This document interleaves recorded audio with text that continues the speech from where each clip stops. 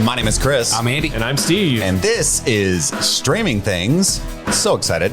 Today's our Mortal Kombat episode. Mortal Kombat! Yeah, that's actually a clip from the film. Straight from it. Says a lot about the movie.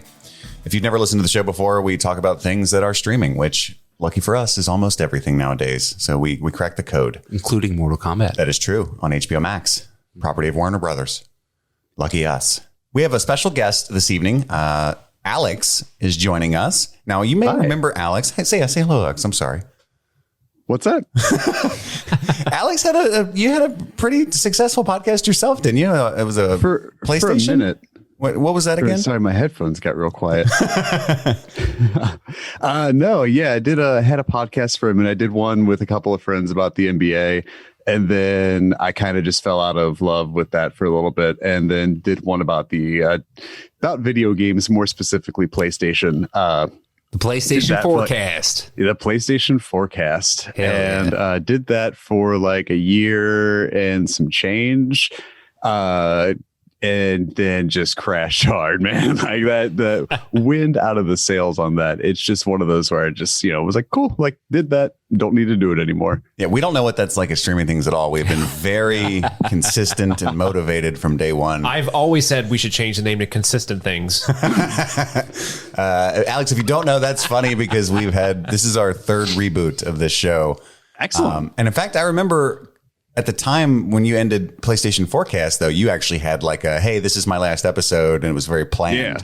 See, we don't do that. We just kind of see y'all next week, and then we're done for a year and a half.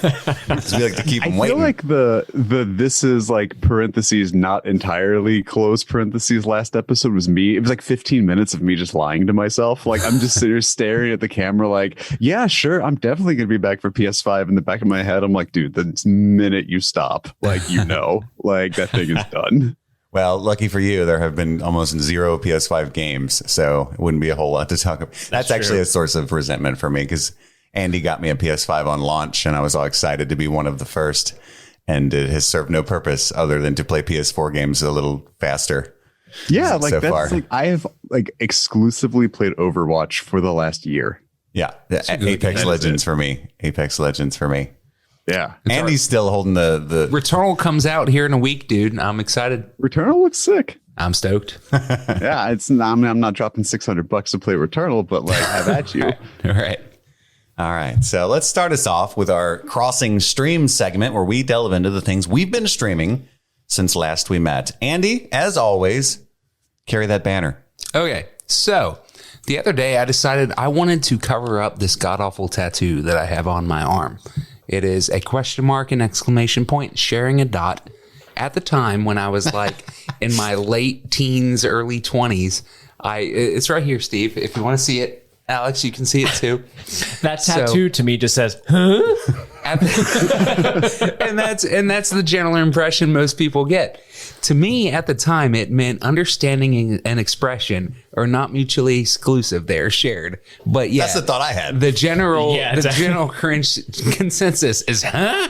So anyway, also the artist that did it has since like become an Iron Horseman and like kills people and stuff. So I kind of don't like that he's the one that put this on my arm. So anyway, I was trying to figure out what kind of tattoo I want to get next, and inevitably the defaults for me are always going to be movies or music because those are the big things in my life, or video games. But my last tattoo was a giant Majora's Mask tattoo. Yeah, tattoo's dope. So thank you. I'm good on video games for now. So I was like, movies or music? And I was like, well, I'm covering up one, and the other one on the arm I'm leaving is music one. So I'm going to go with movies. And I was like, okay, so what kind of movie tattoo do I want to get? And so I started thinking about the type of movie that I want to get a tattoo of. And so my default immediate was one of the ones we talked about recently, which is Almost Famous, because that's kind of a how did Andy become the person that he is today type of movie. And I was like, do I really want Kate Hudson on my arm? And I was like, yes, I do. She's a gorgeous woman, and I love that movie. But also, like the poster of Almost Famous? Well, like her with her sunglasses on, like the, the iconic image of Kate Hudson when you think Almost Famous is what I'm thinking of. But then I thought, okay, if they fuck that up, how bad would it be? And the answer in the back of my head was really bad.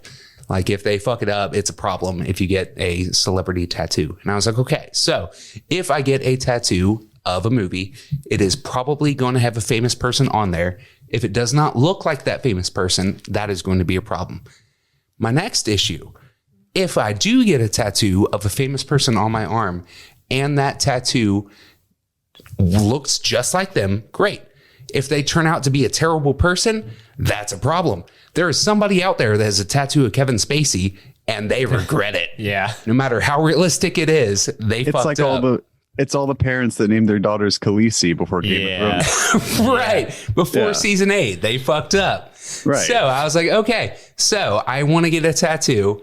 I want to get a movie tattoo. I want it to be a movie that I love, but I don't want it to have famous people. What movies do I love that don't have famous people in it? Our movies. Or animated, right? Or, and so my head was like, animated movies. Okay, what animated movies do I love? And so I was like, okay, I love, all of the Studio Ghibli films. Those are great. Would I do any of those? Probably not. I don't love them enough. And then I thought, you don't want a giant Totoro on your arm? Right. That'd be dope, honestly. Or Princess Mononoke. That would honestly probably be cool. Or what's the pig? The pig that flies the plane? What's his name? Rosso? Yeah. There it is. Porco Rosso, yeah.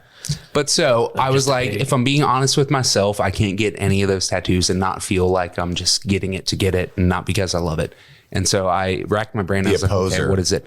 And I was like, Pan's Labyrinth. Okay. Ooh, That is a movie that I fucking love and that has some of the best art design ever. Yeah. And I was like, okay, that is something that I think I could get behind. And I called Khris and he was like, are you that big a fan of Pan's Labyrinth? I was like, that's one of the best movies ever made. He's like, is it?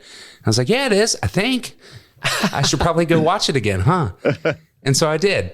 And it is. That movie fucking rocks, you guys. That movie is so good. Not only is the art design amazing, so it super lends itself to a tattoo. Pan is never going to be, he already is a piece of shit. Like we knew that from the beginning. That's who Pan is, or the fawn. So I love that I love the journey you took us on just to get to saying like, I streamed Pan's Labyrinth. That's exactly what I'm getting at. That story, and you didn't disappoint. I watched Pan's Labyrinth, and you guys, that movie fucking rocks. Yeah, that movie's great. Like, it's not just like a fairy tale in modern setting. It's like taking fairy tales back. It's no longer just like tell you like a to B to C story and give you a moral. It's also like a reflection on modern society, which is what fairy tales were to begin with. And then when Disney kind of stole him and made him his own, he took that away from what fairy tales originally were. They were originally like a fantastical retelling of the world you're experiencing in a childish lens, but meant for adults. And that is not what fairy tales became through Disney, but Guillermo del Toro, he took that back and made that what it is. It is like Pan's Labyrinth is about totalitarianism and obedience and disobedience, and this girl who not only is dealing with the world around her, but also like even being sucked into this fairy tale world.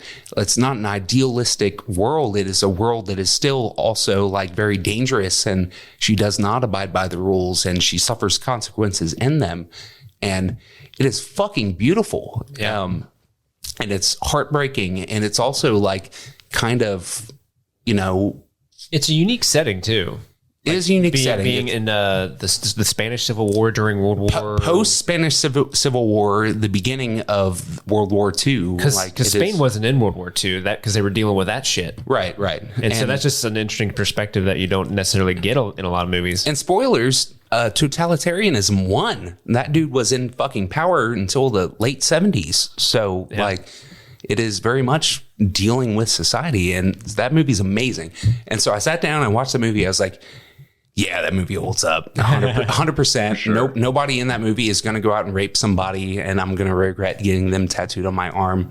I've always wanted a sleeve, and I've held off on getting a sleeve because I've always been afraid that I wouldn't get a job because of it. And I was like, I'm in my fucking mid-30s and I'm afraid that corporate America is going to fucking ostracize me because of what I have on my skin. Yeah. I've waited long enough. Fuck them. and I love this movie. Yeah. So I designed this Pan's Labyrinth tattoo that's coming next. I'm pretty excited about it. Now, Andy, before you go too far in designing this tattoo, I've gone ham. Can I pitch to you that instead of doing all that rigmarole of getting a tattoo of a movie that you like and have it look artistically great, instead keep the exclamation point, keep the question mark, and just tattoo a little Tim Allen underneath it so you really get the... That's exactly what I was thinking. So people really know. I was going to ask, did you walk into the tattoo shop and be like, I just want like, what is the grammatical symbol in like a hieroglyphic form of the noise Tim Allen makes in Home Improvement? I got it. It's this like separated interrobang that share a kiss at the end. Where is, by the way, where's Pan's Labyrinth able to be streamed? Did you stream that? Oh, I left that out. That Pan's Labyrinth is currently streamable on Netflix. Nice. Go watch it. It is an amazing movie. I'm about to get it tattooed all up on my body. All up in there. Steve, what have you been streaming? Oh, my friend. Well, we may have mentioned this up top. I can't remember, but this episode is our Mortal Kombat episode, which released on HBO Max. And in anticipation of watching that film, I was super excited about it because I'm a huge Mortal Kombat fan. So I played a lot of Mortal Kombat 11 Ultimate this week. I went through and you may not know this. It's a fighting game, right? So you pick your characters and you fight. And sometimes Mortal Kombat's a fighting game. Yeah, and sometimes a fatality happens. Yeah. But it actually has a pretty decent story campaign involved. And that's a lot of fun. So I've been chipping away at that. And they had a whole expansion to the main game where they had an added, like almost a 1.5 sequel to the main game, where it kind of like you got 4 new characters and you got to follow Shang Tsung and his adventures during the campaign. And I've never played that, so I haven't gotten to that yet. I'm still making my way through the main story. Now, correct me if I'm wrong, and Alex can probably weigh in too, I'm sure. I don't know. The actual lore of the game didn't start solidifying as like a story until what, N64 era? Like there was always one where always Sub-Zero been was a there. protagonist. It's always kind of like been there, like buried, like rich into like the manuals. Because like I had the original Mortal Kombat on Sega CD, and I think like kind of the background was in all of that. But there is like a defined lore that I know gets kind of explained in like the PS2 era games, and then there was like a reboot in 2011 that kind of like lets you play through 1, 2, and 3 and like brings you kind of back more into like a more stable thing. But it is so far away from me at this point. Yeah, the current canon of the lore stems from that 2011 remake, Mortal Kombat 9. Where does the canon get spelled with a K? Yes. Yes, of course. I mean, excellent. How else would you spell it? I don't know. Who knows? One thing that always bothered me about that, if you don't know, the joke in Mortal Kombat versus anything that's spelled with a C is replaced with a K. That's just the joke. But I've always found it infuriating that they don't do that with Johnny Cage. Like his name is just spelled like you would spell Cage normally with a C, but like it's the one word in the universe of Mortal Kombat where a C is not a K. That's awesome. That was great. But yeah, it's a really wonderful game. They've something about NetherRealm Studios did this amazing thing where the facial animations are really top notch, especially for when that game came out a couple years ago. I've been playing it on my PlayStation 5 and it's been upscaled, so it looks beautiful. It plays great. The story's a lot of fun. It's just a great time. And then also the other thing I've been streaming this week is I finished Falcon and the Winter Soldier. Do tell. I don't know if we're going to actually do an episode dedicated to that or not. We are not. I vote no. Okay. So I would also, I hate that show. Overall thoughts. So I'm like in the minority where I was having a fun time with it. Like it definitely has its problems. I'm not going to defend it because I totally get it. But like I was having a fun time. It was exactly kind of what I wanted from it. I really enjoyed Anthony Mackie and, who plays Winter Soldier? Sebastian Stan. I love their chemistry, and anytime they're together on screen, I'm having a blast. And then I was getting really into like Wyatt Russell playing John Walker. I was like, where is this going? And I was really, really enjoying it. And episode 5, last week's episode, was kind of like, okay, that wasn't great, but they're setting stuff up for episode 6. Let's see how the finale ends. And the finale came and sounded like a wet fart. Was it that bad? It's kind of like, it just kind of fizzles out real hard. Oh, the show was not good leading up to that. That's so bad. And it's really unfortunate. I mean, they do, you know, I don't want to spoil anything, but there's a really awesome moment with Falcon that's really, really cool that I did enjoy. It does have kind of a South Park, well, I learned something today moment at the end of episode 6. Hey, guys. Which I think is important. Like what they were saying in that scene, I think is very true to the character. It's very true to the spirit of what the show was trying to get across. But it, like I said, it does feel like, you know, just off screen, Kyle what is that his name? Fitzgerald? Kyle Broflovsky. Oh, Kyle Broflovsky's in the background. Like, well, I learned something today, guys. And it's definitely like the moral of the week situation. So it's kind of disappointing. The best part of the show is definitely Zemo, and they kind of take him out at, like, after episode 4, he's barely in it, which is a total loss. And they really kind of lean heavy on Sharon Carter in the last couple episodes. And I think what they did with Sharon Carter is just really boring and stupid and not believable. And just kind of one of those things where every time they cut to her, I'm like, why are we doing this? Like, no one cares about what Sharon Carter's up to, which is a shame because the character. Why is it a shame, Steve? Well, like, what was she in Winter Soldier? In Winter Soldier, she was fine. Like, but the character in Winter Soldier is not the character in the show. It's such a departure, and they kind of make this the leap in logic of why she's so different is just very unbelievable, and I don't think is true. And they're really just kind of like, audience, it's different because we say it's different, and it's kind of a shame. But overall, I think I'll probably watch it again, you know, a couple years down the line. Like if I'm like, oh, I remember the show, I'll watch it again. I'm interested to see where it goes. I assume there's going to be a season 2. They definitely open it up to continue, and I will watch that because overall I did have a good time. I just don't think it stuck the landing in its ending. And that's basically all I've been streaming this week. I did stream one other thing, but I will not get to it because it involves a segment that we're going to be doing later on in the show. Yeah. Okay. So stay tuned. Mystery stream. Stay tuned for that. Chris, are we going to you or are we going to Alex? We can do Alex. Alex, are you ready? Yeah. No, I have Alex, notes. I'm guest set. of the I'm show, ready. friend of ours. What have you been streaming? So I've been going through just a big old wave of stuff since the pandemic, but I watched Trial of Chicago 7 on Netflix just to kind of like prep for tomorrow in some capacity, I guess. Yeah. And everything. Tomorrow being the like, 2021 Oscar nominations. It's Trial. I liked it a lot, like for like what it was. Mm-hmm. But it's also one of those where I'm like, it's just a good procedural court drama. Mm-hmm. But like, I don't know. I look forward to when my kid has to see it in high school. So would you give it like 5 out of 7 Chicago 7s? Yeah, I think that's fair. I think that would equate to a just a standard like 8 out of 10. It's pretty like I've been going on this whole thing with like, I talked to you a little bit about it, Chris, on Twitter about like the post-Reagan era, like 90s apology movies. Yes. Like not challenging kind of like white guilt, strange kind of dramas. I feel like Trial of Chicago 7 kind of gets into that realm where it is very much just like that sort of, you know, 60s punchiness to be like, look how cool we were and rebellious and all this stuff. But at the end of the day, it's still like everybody's celebrating the white guy reading the name at the end. Right. And it's like, it had that same kind of like Disney's Miracle with Kurt Russell kind of feel where it's just like, yay, justice. But Wyatt like, Russell. but it's it's just like, no, they just made Frank Langella upset. Like, I don't understand like what it's like. It ends like if Pleasantville ended like 5/6 into the movie. Like the mayor of the town turns to color and they're like credits. Like that's kind of how like it's the same thing, you know.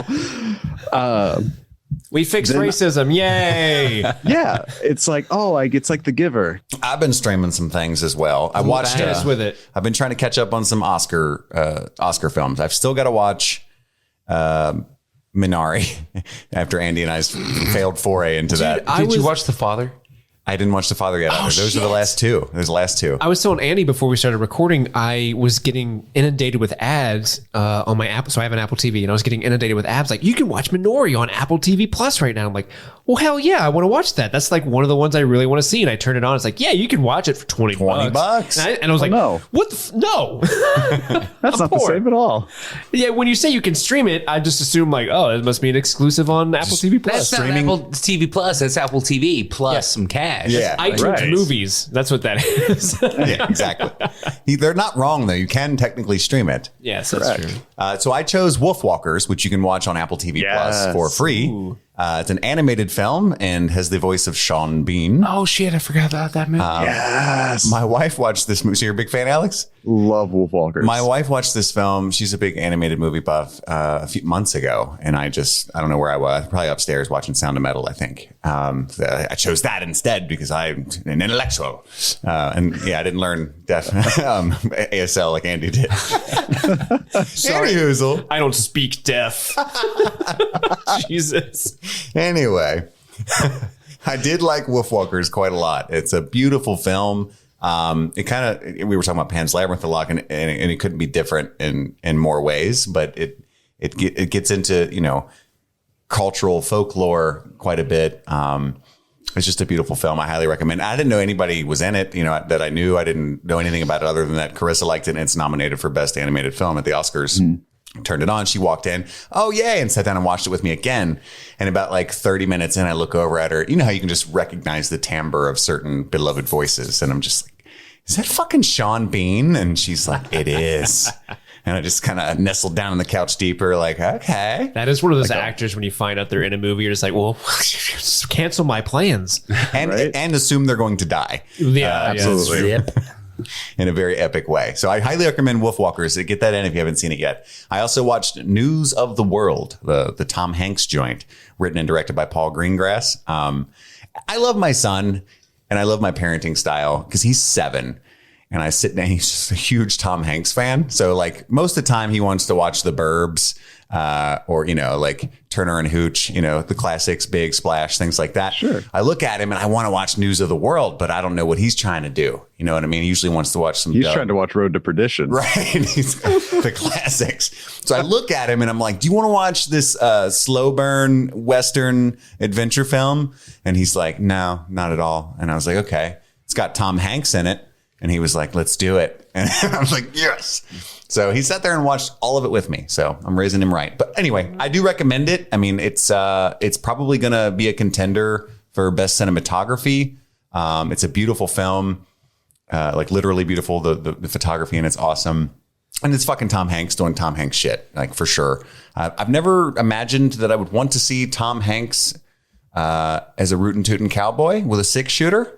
Yeah, that's an interesting role for him. There's a little bit of that. Not as much as you would hope, but there's especially as a person and not like animated. Yes. Yeah. He pulls it off. And Does he? I'm a big fan. Well, he's like a Civil War veteran, I believe on the wrong side. I think he was on the southern side of the battle.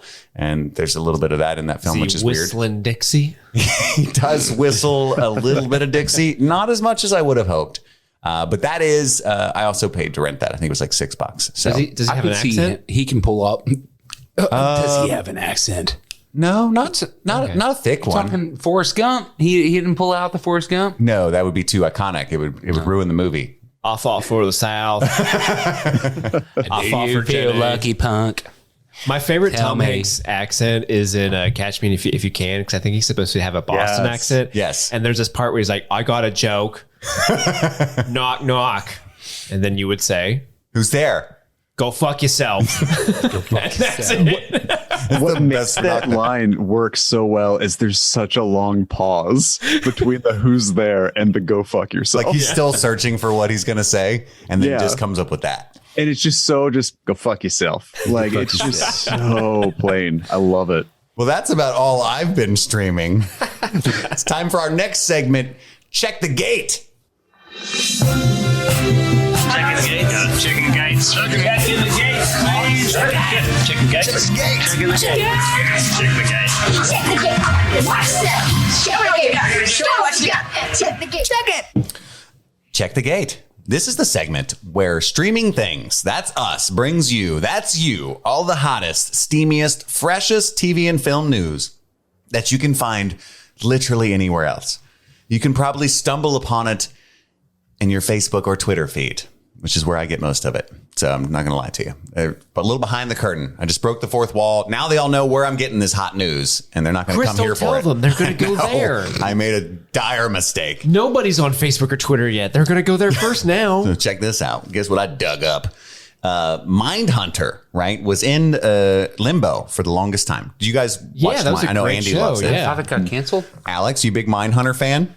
For about a season and a half. Well, you need to finish that at half of season 2, my friend. You stopped halfway through?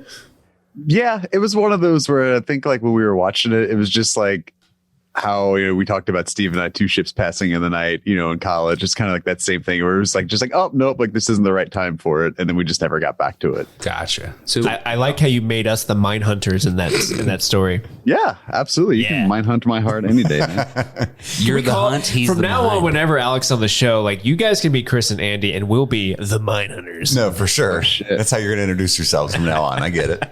So it has not been confirmed, but rumor has it that David Fincher is in talks with Netflix about Mindhunter season 3. And now the narrative is that Mindhunter has always just been on pause and not canceled. So that's great news for Mindhunter fans. That's awesome. And also even better news to me, more important to me, and I matter. He's pointing to himself. I am. You can't see this, but Alex can. So Certainly. did you guys watch the animated anthology show Love, Death, and Robots? Yeah. Oh, yes. Have not. Oh my God, Alex, that is a phenomenal piece of animation. It is wonderful. It is. Someone told me about it, and then I was like, yeah, sure, I'll watch that. And then kind of just was like, I just forgot it, like as one Fart does. in the And wind. then, I know anybody that loves anything is going to go, oh, bro. Like that's the normal reaction. You can delete. You haven't seen this? You can delete most of that. But if you have taken nothing, I've known you, for. Vanderpump Rules? We haven't talked much, but I've known you for decades. And trust me when I say you need to watch Love, Death, and Robots. It's okay. It's If wonderful. not, I'm gonna be like, I've known him since it was like sophomore year biology class. He has steered me wrong for the last time. Yeah. I think we were in elementary school together. We were 2 ships floating in the. me and Andy though. Me and Andy, second grade. That's what Yeah, I'm dude, talking we've been about. homies for a long time. I know, man. So Alex, I've known you for precisely like 40 minutes, and you need to watch this show. Oh, sweet Jesus. But everyone's always just like, you'll love it. And I'm like, okay, then I don't need to watch it. Like, I already know how to feel. Like, I don't need to manifest it. you have to trust your fellow Mindhunter on this. But season 2 of Love, Death, and Robots, I've been waiting with bated breath ever since I finished the last episode of season 1, and I've heard no news about it at all. Not even whether it was greenlit. But it's going to debut. The trailer came out. I don't know if did any of you watch the season 2 trailer? Wonderful. No. And it's debuting on Netflix on May 14th. So mark your calendars if you're the type of person that uses calendars. And if you're not, then just I'll text you. And in the trailer, they also announced season 3. Yeah. So the trailer. We're going no holds barred, Love, Death, and Robots, all of it constantly. Yep. So that's great news for So everybody. we already had Love, Death, and Robots are greenlit, though. That's true. What's happening? That's fair.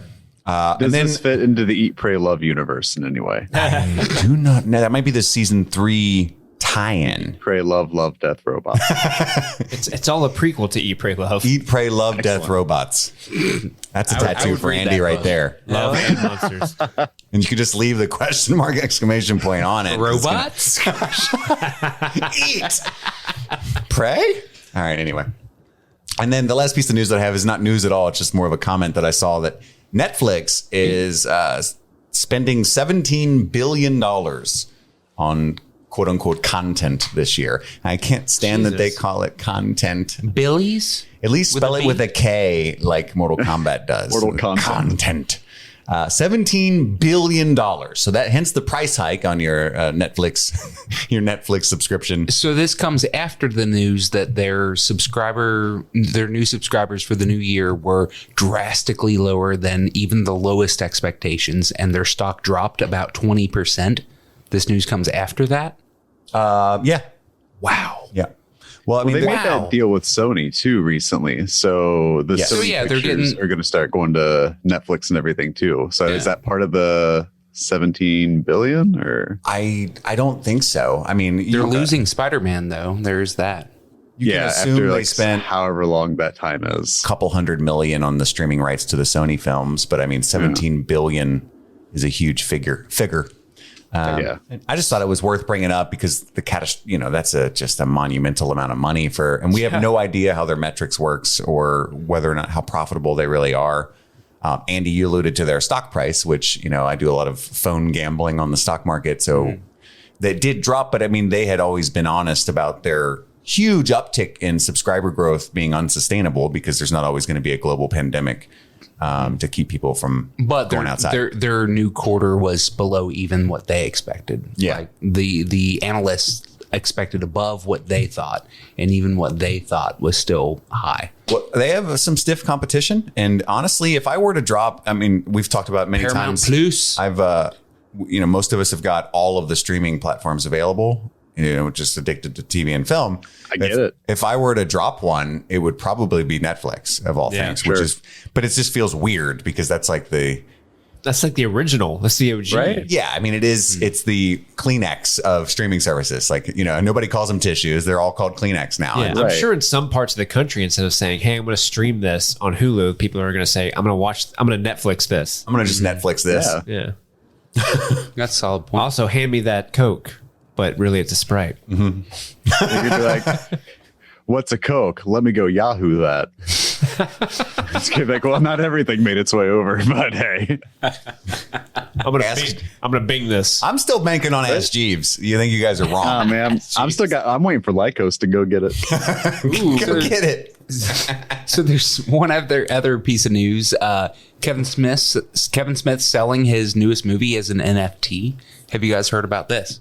I've I've heard of NFTs. I haven't heard of this story. Kevin Smith is selling his newest movie, Kilroy Was Here, horror movie that he shot, I think, like a year and a half ago that he's been editing, is about to release. He's selling it as an NFT, a non-fungible token. So whoever buys it, they own it, and they own absolute rights to it. They can produce it and release it in theaters. They can sit at home and jerk off and be really happy about the fact that they own a Kevin Smith movie and it's all theirs, like the Wu-Tang album That's that the elusive Wu-Tang Martin album. Shkreli. Yeah, exactly. NFTs are like a weird bargain to me. I understand on a very base level what they are, but I still don't understand what the value of them are. It's an electronic certificate of authenticity. So Yeah. it's, I own this, and here is the digital code that proves that. And that's all it is. I had this argument with my boss friend at work, and I don't dislike cryptocurrency. I'm actually quite involved in cryptocurrency, and I like it ish. I'm still curious about the philosophy behind whether it's good or bad. Doesn't matter. But NFTs, I'm very eyes narrowed at it because, Yeah, like you said, and Steve's like, why is it valuable? Now, the Mona Lisa is valuable because it is one of its kind, and it's a master work that most people agree is a master work of art, right? Now, you can replicate it. I can look at mostly what it looks like in a digital format anytime I want by Googling it. But to see it in person is an altogether different experience. I've never experienced it, but I've seen other great works of art, and being there in person, there's an energy to it. And maybe it's all fake, but whatever. It feels different, right?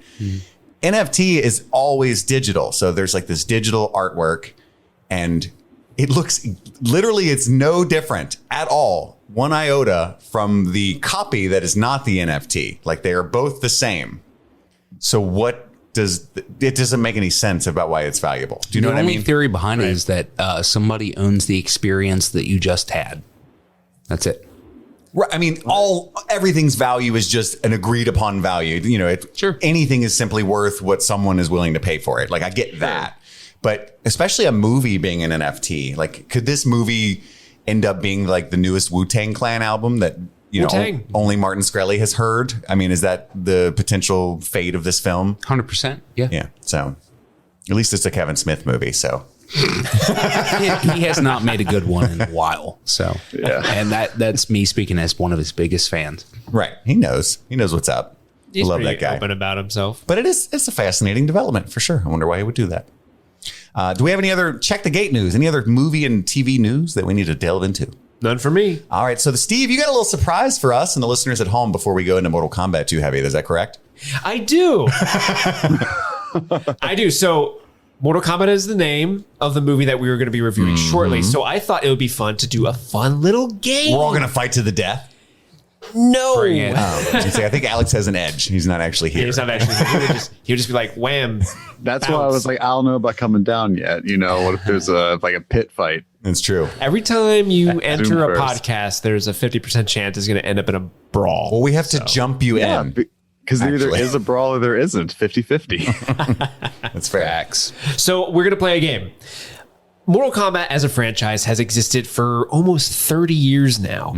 And over the 30 years, there have been a plethora of characters with all sorts of backstory and lore behind them. A myriad, you might A say. myriad, yes. A glass menagerie of characters from Mortal Kombat. You can't say glass. But also, I thought it would be fun to not only test your knowledge, test your might, as it were, to see if you knew who these Mortal Kombat characters are. But I'm going to take it up another level. As Streaming Things listeners know, I'm a big fan of professional wrestling. There is a show that I have been streaming this week called Lucha Underground. Fuck yes. And Lucha Underground is it came out in 2013. You can stream it on Tubi right now. All 4 seasons are on Tubi. Imagine pro wrestling if filmed by Robert Rodriguez. Okay. Okay. I'm in. It is. Amazing. It's awesome. All the characters, think of wrestling. Alex, are you a fan of this? I could never find it. Now knowing it's on Tubi is good because I missed it entirely, but I would see clips and highlights and GIFs/GIFs of it, and it looks incredible. Okay. It's an amazing show. Looking back on it, so I haven't seen it since it originally aired, except for this week. I went back and watched a bunch of it. It's highly influential to what, the mainstream wrestling, the way they film it today, because not only do you have the matches, but they also introduce different styles of filming matches where they use cranes and overhead shots. And the setting itself is in this dark, dingy, gross, empty warehouse that they put people in. And the warehouse is a setting and character in and of itself. And the backstage segments are filmed like a Robert Rodriguez film, where it's not like an announcer going, "Who are you going to fight today this Sunday for the championship?" It's just guys who are like, "I'm a dragon, but also I can kill people." Like they would actually murder characters. Like wrestlers would die off screen, or on screen. Excuse me. They would actually kill characters, and that was the end of their story. So there were actual stakes involved. Sometimes. That's how the WWE should be. Exactly. It really should. And the characters are so diverse, and literally, I feel like season 2 specifically of Lucha Underground apes off of Mortal Kombat a lot, where literally the champion at the time, they built a throne for him that he sat on and overlooked all the other wrestlers wrestling in the ring. Almost like Shao Kahn in Mortal Kombat, when he would cheer whenever there was a good match or something. And so I thought it would be a fun game to read a character bio, right? And you have to tell me if it is a Mortal Kombat character or a character from Lucha Underground. Now, the way this game will work, I will ask one of the 3 of you a question.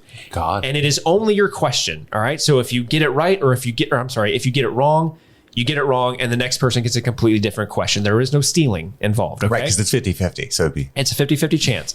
And I'm going to read the character bio, and you're going to tell me if it's a Mortal Kombat character or a Lucha Underground character. If you get it correct, you will hear this sound effect. Excellent. If you get it wrong, you will get this answer. You suck. okay. That is Shao Kahn. Thank you, Shao Kahn, for coming onto the show. We really appreciate you. God, we appreciate you. Welcome. Man, what's his appearance fee? Oh, dude, it's a lot of NFTs. He only gets paid with NFTs. I think Steve Austin actually hooked us up with his contact. Hell info. yeah, I fucking the NetherRealm all the time. Thank you. Austin 316 shit. Shao Kahn's my friend. Thanks, Steve. Appreciate You're you coming in, welcome. buddy. All right, so I didn't really have a good process as to who to go first. So I think since Alex, you are our guest, I think you should go first, and then we will go clockwise around the table. Does that sound fair to everybody? Sounds fair to me. Alex, are you ready? Yeah, I'm ready. I'm nervous that we're doing by bios. I thought it was going to be names. I had that in the bag. Now, you don't need to tell me the names. You just need to tell me if it's a Mortal Kombat character or a Lucha Underground character. See, I thought you were going to tell me the names, and I was going to be like, I can sort those all day. But That sounds vaguely Spanish. I'm going to go luchador. All right. I didn't want to be too Guerrera, yes. So I think the questions start off easy. I don't know. It's hard to gauge this, and they get progressively harder. But I think they start off pretty easy. So Alex, are you ready? Yes. Question number 1. This misguided antagonist is resurrected from death to avenge the death of his family and clan. His burning hatred for his opponents makes him a deadly enemy in the tournament. Mortal Kombat. Excellent. That is Scorpion. Good job, Alex. You have struck first blood. Andy, are you ready for number 2? I'm ready. Although a charming figure in public, behind closed doors, this man is an expert manipulator for his twisted amusement and supernaturally sinister agenda. In his temple, where he's gathered the greatest fighters in the world, he seeks to honor ancient traditions, courage, honor, and his personal favorite, violence. I'm sorry. Was that personal favorites? Violins? Violence. Violence. Sorry, I misheard you there. Fuck would he say violins? He's clearly more of a viola man. His personal favorite, Ale 8 soda. Okay, I'm going to go not Mortal Kombat. Excellent. That is correct. That is Dario Cueto, the boss from Lucha Underground. Chris, you have number 3. Are you ready? I am ready. Long ago, this sorcerer was caught cheating in the tournament and was sentenced to death.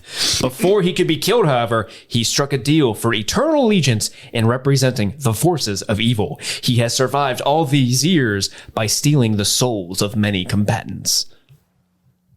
That's Shang Tsung. That's Mortal Kombat. Excellent. Correct. That is Shang Tsung. Good job. Everybody has 3 points. You guys are crushing. Each of us has 1 point. Or I'm sorry, all three of you has a point. I just want to give credit where it's due for your reading of that bio. That was wonderful. Thank you. Your tenor is like 1.5 octaves higher than like Olmec from Legends of the Hidden Temple, and but you're nailing so much of the rest of it though. Like I'm pounded on the steps of knowledge. Like I'm Blue Barracuda in my way through I'm so happy that someone brought up Legends of the Hidden Temple. Blue Barracudas, bro. The purple monkeys. I made a drinking game for my best friend's bachelor party based around Legends of the Hidden Temple. Dude, we have to go over those rules. I love Legends. We need to play that game. That show's so good. Are you ready for your next question, Alex? Born ready. Come on. All right, here we go. This young superstar lives by the creed, get famous, get paid.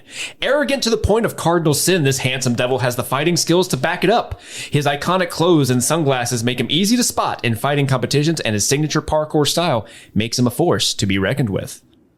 You see, I thought it was Johnny Cage. I was going to say Mortal Kombat. You said parkour. That is Johnny Mundo, and that is Lucha Underground.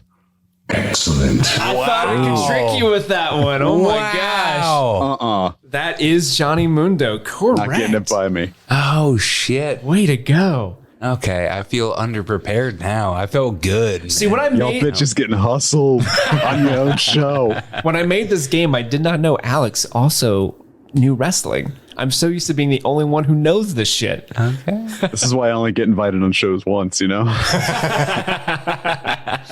right, Andy, you ready? I'm ready. Number 5, a sadistic and ruthless fighter who only cares about breaking the bodies of his opponents. He dedicated every broken bone he delivered to his mysterious and unseen master. With zero fear, he was able to defeat many skilled combatants, most notably a literal god of death. Who is it? Is it a Mortal Kombat character or a Lucha Underground character? A literal god of death. I feel like that ought to be a giveaway. I'm going to go non-Mortal Kombat. So it's not Mortal Kombat? Not Mortal Kombat. Excellent. Good job. That is Pentagon Dark from Lucha Underground. Nice. Okay, cool. All right, Chris, everyone's got one right. Someone's going to get one wrong eventually. Will it be you? I like how you use that as my introduction again. Thank you. No pressure, but nobody is stupid. Are you ready? I am ready. This deadly woman began life as a simple street urchin, starving the streets until uplifted to a higher status by her clan's leader. She enters the tournament as a loyal servant to her clan, bathing in her enemy's blood, as well as using it. Mortal Kombat or Lucha Underground? I think I even know who that is. I'm going to say Mortal Kombat. Excellent. Great job. Do you know who that is? Isn't that Melina? Scarlet, but Yeah. Okay. a palette swapped female ninja. There you go. All right, Alex, you ready? I guess. Everyone's doing great so far. This is impressive. Okay, your next You're question. much kinder telling me no one's gotten one wrong. But when you tell Chris, like, hey, no one's done this with me, you're like, almost everybody's worse. doing great. Don't worry, sweetheart. You know how I got that question right? Is I leaned on the inherent misogyny of wrestling and was like, that would probably only exist in Mortal Kombat. Well, there's a lot of female characters in the list, so let's see Hey, if that- I've never seen Lucha Underground, so that was, hey, I'm sorry. And female wrestling's much better now, and that's partially in part to Lucha Underground as well. There we go. 100%. It was before its time. All right, Alex, your question is, this mysterious woman is on a quest for vengeance against those who murdered her entire village. Her quest brings her to a mysterious tournament. Initially outmatched, she returns to the competition with the Black Lotus Triad, hoping that the numbers advantage would help her finally find and kill the monster that murdered her family. The hell's a Black Lotus Triad? Mortal Kombat? You suck. Oh no! That is Lucha Underground. It's actually, I think this is wrong. The Wikipedia said her name in Lucha Underground was Black Lotus, but actually she is better known as Io Shirai. Shirai. NXT currently. Yeah. And Chris definitely knows who Io Shirai is. The genius of the sky, Io Shirai. That is true. My son did go through a brief WWE phase. I know more than you think I would, but not much. All right, Andy, I'm ready. you ready? All right. Years ago, a devastating earthquake wrecked a small city. Thousands perished except for one young boy. Empowered by the souls of all the dead around him, he would grow up to be a man of 1,000 deaths. Seemingly immortal, he becomes more powerful each time he dies and is resurrected to battle this combatant would render grave consequences. His initial death was an earthquake? No, he's the only one No, that survived. he survived the earthquake, but the souls of the earth, the dead souls of the earthquake affected him. Okay. Not Mortal Kombat. Not Mortal Kombat? Correct. Excellent. Good job, Andy. That is Mil Muertes from Lucha Underground, the man of 1,000 deaths. Nice. I was going to say, trick question. This is Avatar, The Last Airbender. All right, Chris, are you ready? I'm so fucking ready. A respectable warrior of the Matoka tribe. He is also a historian and shaman. Sharing a deep connection with spiritual energy, he is stoic and deeply in tune with nature. His alignment to the light often means he must enter the tournament to keep the forces of dark at bay.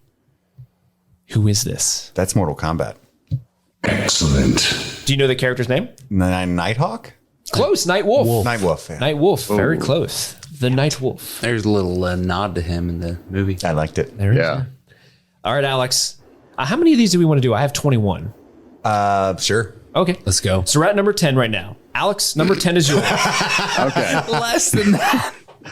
Just kidding. 21. This is number 4. Can I go smoke? This literal vampire must prey on the life of others to... I'm sorry. Let me restart. Sorry. Reset. This literal vampire must prey on the life of others in order to remain alive. She enters the tournament seeking the blood she needs to survive. Although she is self-serving and morally neutral, her nature often aligns her with the forces of darkness. Mortal Kombat? Excellent. Yeah, Good redeeming. job. That is a deep cut. That is Nintara from Mortal Kombat Deadly Alliance, who also is in the movie Mortal Kombat 2021. With the wings? Yep, Yeah. that's her. Nice. Andy, we're back to you. Can I just ask real quick? Yep. It seems like in the descriptions, when you say the word tournament, That is just a layman's term for competition. sure, but have there been any times where you said tournament, but they weren't Mortal Kombat character? Has that happened yet? One I got wrong. Okay. All right, cool. Yeah, I use tournament and clan and tribe, and instead of using like the ring or stable. Gotcha. So I just want to know your game. All right, I'm good. Yeah. I didn't want to like make it too obvious, like this heel and babyface come to the ring and destroy Vince McMahon. So your next question, Andy. Okay.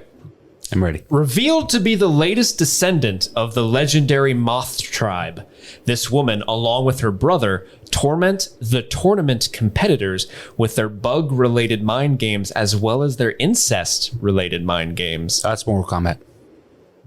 You suck. Oh, what? What's the bug lady's name That in is Mortal Kombat? Devora. You were thinking of Devora, who is a bug lady in Mortal Kombat, but she does not have a brother. Shit. I am speaking of Mariposa and Marty the Moth Martinez from Lucha Underground. Marty the Moth Martinez. Everybody knows him. So we're back to Khris, who coincidentally is the only person who hasn't gotten one wrong yet. How the turntables have turned. Steve's introductions to me are always filled with such positivity We're and back hope to for the dipshit future. over here.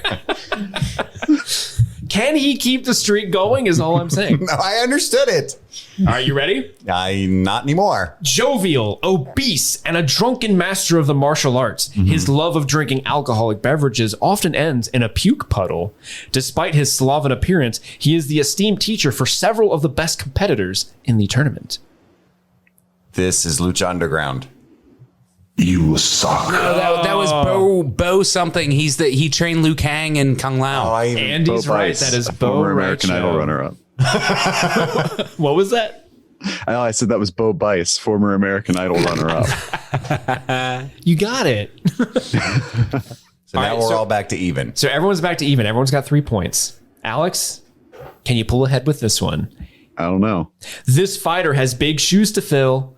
Being the descendant of a legendary tournament competitor, he is insecure about his own ability to live up to his name, often coming up as brash and conceited. However, he is a reliable participant in the tournament. Plus, he has a sharp sense of style. I'm sorry. At first, it sounded like you said this spider has big shoes to fill. And I'm like, well, certainly it can't be wrestling. Fighter. Fighter. Okay. I'll just say Lucha Underground.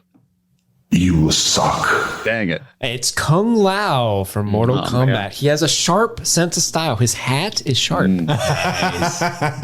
Get it? It's pretty I good. get it. That's what ZZ Top was singing about. Andy, I'm ready. it's all you now, man. You can pull away with this one. A dragon from the netherworld. This competitor seeks glory in the tournament to prove he is one of the best fighters in the world. His signature scales and forked tongue can appear scary, but this dragon fights on the side of the light. Seen as too much of a threat, he is banished from the tournament, so he reluctantly flies away, vowing to return for vengeance. Not Mortal Kombat. Excellent. Good job. That is Drago. Not to be confused as the enemy from Rocky, but an actual dragon man, Drago. If he dies, he dies. All right, Khris, That was back to pretty you. cool. Andy's leading it with 4. Your question, Khris. This fabled noble warrior is revered in Mayan civilization for driving off the invading Spanish conquistadors. He enters the tournament today to protect the people he leads from the forces that would do them harm. I feel like your Spanish cultural reference is a trick. But I think Am I tricky? I think that you would think that I would think that. And therefore, it could also be a trick question. It could be a character from Mel Gibson's Apocalypto. That is a good movie. I'm going to say this is... It's not a trick. It's Lucha Underground. So you're saying it's Lucha Underground? It is. You suck. Was a trick. Oh, no. I'm sorry, this is Kotal Khan from Mortal Kombat. Alex, Yes. redemption is at hand, my friend. Your question. Deciding that mere animals are not enough sport for him, this competitor came to the tournament seeking to add trophies to his mantle. Human trophies. His only thrill and desire is that of the hunt, and spending his time stalking and watching his prey from above. Mortal Kombat. You suck. Oh man, it's King Cuerno from Lucha Underground. Goodness. Andy's still winning with 4 points. Can he keep this boat rolling? Andy can't even say Lucha Underground. He can keeps saying keep that. Not Mortal Kombat. Lucha Underground. Your question, Russia Andy. Underground. Your question. This mysterious woman is a master thief who seeks to make a name for herself using her skills and ruthlessness. She strikes fast and is cold-blooded to the core. She works her way up the ranks to lead the Serpent Temple, commanding her generals to get any advantage she can in the tournament. The Serpent Temple. The Serpent Temple. She's cold-blooded. She strikes fast. Not Mortal Kombat. Not Mortal Kombat? Excellent. Good job, Andy. Strikes Fast is what did it. That is Cobra Moon from Lucha Underground. And so Andy's got 5. Can you guys pull it? Let's see. There's 1, 2, 3. There's 4 questions. Math. It can't Chris be is done. the only one that can possibly tie Andy right now. So Andy's the victor if I get this wrong. If you get this wrong, Andy is 100% the victor. Are you ready? Again, no pressure. No pressure, man. Are you ready? I'm ready. After receiving a prophecy that, quote, gods in the form of man would appear. Mortal Kombat.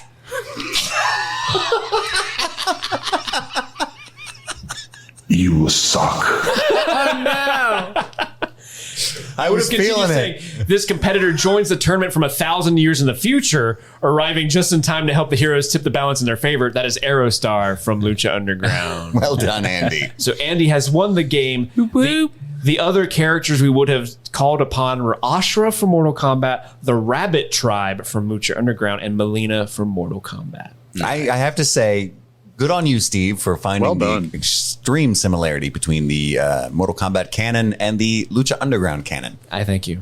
I'm just but a humble nerd who has way too much time on his hands. I'm but a humble nerd. I toss a coin to my Witcher. All right. How many more nerd jokes can we bust out? That brings us At least 6. to our main event, the Streaming Things review of Mortal Kombat. Test your might. There we go. Classic, man. All right. Just let it play the whole time in the background. Yeah, we'll just have it in the background. Just get used to it, everybody. It's a jam. I do have you were a little joke. So you were talking about the K's earlier in the combat verse. Mm-hmm. And I heard a joke that I'm going to screw up earlier that I thought was funny. It is perhaps not funny. I'm not sure. But you know how learning English is tough, right? There's a lot of silent K's. So like the word knight, like rides a horse. Knight. Right. It's got a silent K. Knick-knack has 2 silent Ks. Republican has New York 3 Knicks? silent Ks. Alex knows about that one. That's I good. pick up what you're putting down. That's good. Anyway, That's good. I'm not very political, but I thought that was funny. Got him. Got him. Made me think of some Ks. All right. I'm sorry. I love that Chris makes a KKK punchline joke, and Andy goes, "Alex knows about that one." I know.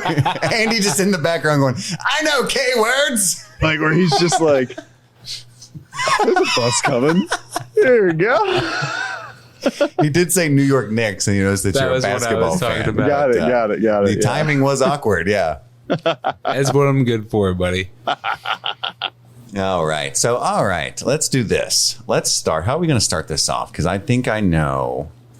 And I want everybody bashed, and I want to have a good rhythm to this. So what we're going to do, as we said before, we're going to talk general thoughts about the film. So if you haven't seen it yet, listeners at home, you're okay for now. We got a spoiler bumper.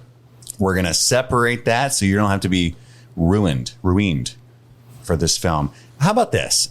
Alex, what did you think, as our guest here, of Mortal Kombat 2021? Out of 100, I'd put it at like 52. Okay, that's good. If I had to place it in like the recent movies based on video games kind of deal, I would put it ahead of Monster Hunter and like less than or equal to the new Tomb Raider that came out recently. It's flawed as hell in so many like technical aspects and stuff like that. As a whole, like, I don't know, just watch The Raid instead. But like if it's free, if Mortal Kombat is free for you, watch it, indulge yourself. But as everything else, I'll get into it more, I think, when we get into spoilers, because I want to play it safe here and everything. But as a whole, like 52 out of 100. I guess I should have led with this too. What is your relationship to Mortal Kombat itself? Are you a huge fan of the franchise? I think you alluded to earlier that you kind of once were. Like, I played the games, like the first 3, then like fell out of it, get back into it. Like I appreciate it. I love it for what it is, and like kind of like that watershed moment of the 90s and for our generation, and kind of like that brashness, and it's like, especially when it funnels into like its impact on like the console wars between like the Genesis and the SNES and things like that. I appreciate it for what it is, as this sort of like buttress of 90s pop culture, and the way it's transcended generations, where like, you know, we have kids now that are like growing up with Mortal Kombat still around, and I think that's crazy. I appreciate its staying power, but I'm not like fiending for their games or anything like that. Right. Okay. Steve, let's toss it to you. I feel like I have a general sense that you had a positive experience with this film. Steve, what did you think of Mortal Kombat 2021? I had an absolute blast with this movie. It's not a good movie. I'm like completely objective lens on. It's not a good movie. But as a huge Mortal Kombat fan, all I wanted this movie to be was to be silly, have pretty good fight sequences, bring out some Mortal Kombat catchphrases from here and there, and just be schlocky as all get out. And that's 100% what it was. I had an expectation for this movie and it met it. It didn't exceed it, but it met it. So I had an absolute blast. I had some people come over to my house. We watched it. We laughed at it. We poked fun at it. So it was the exact experience that I was hoping it would be. If you were a fan of Mortal Kombat as a franchise, if you grew up with the games, I definitely think you will get something out of it. You may not enjoy it 100%, but you'll definitely get something out of it. You'll like a couple scenes, maybe a couple characters.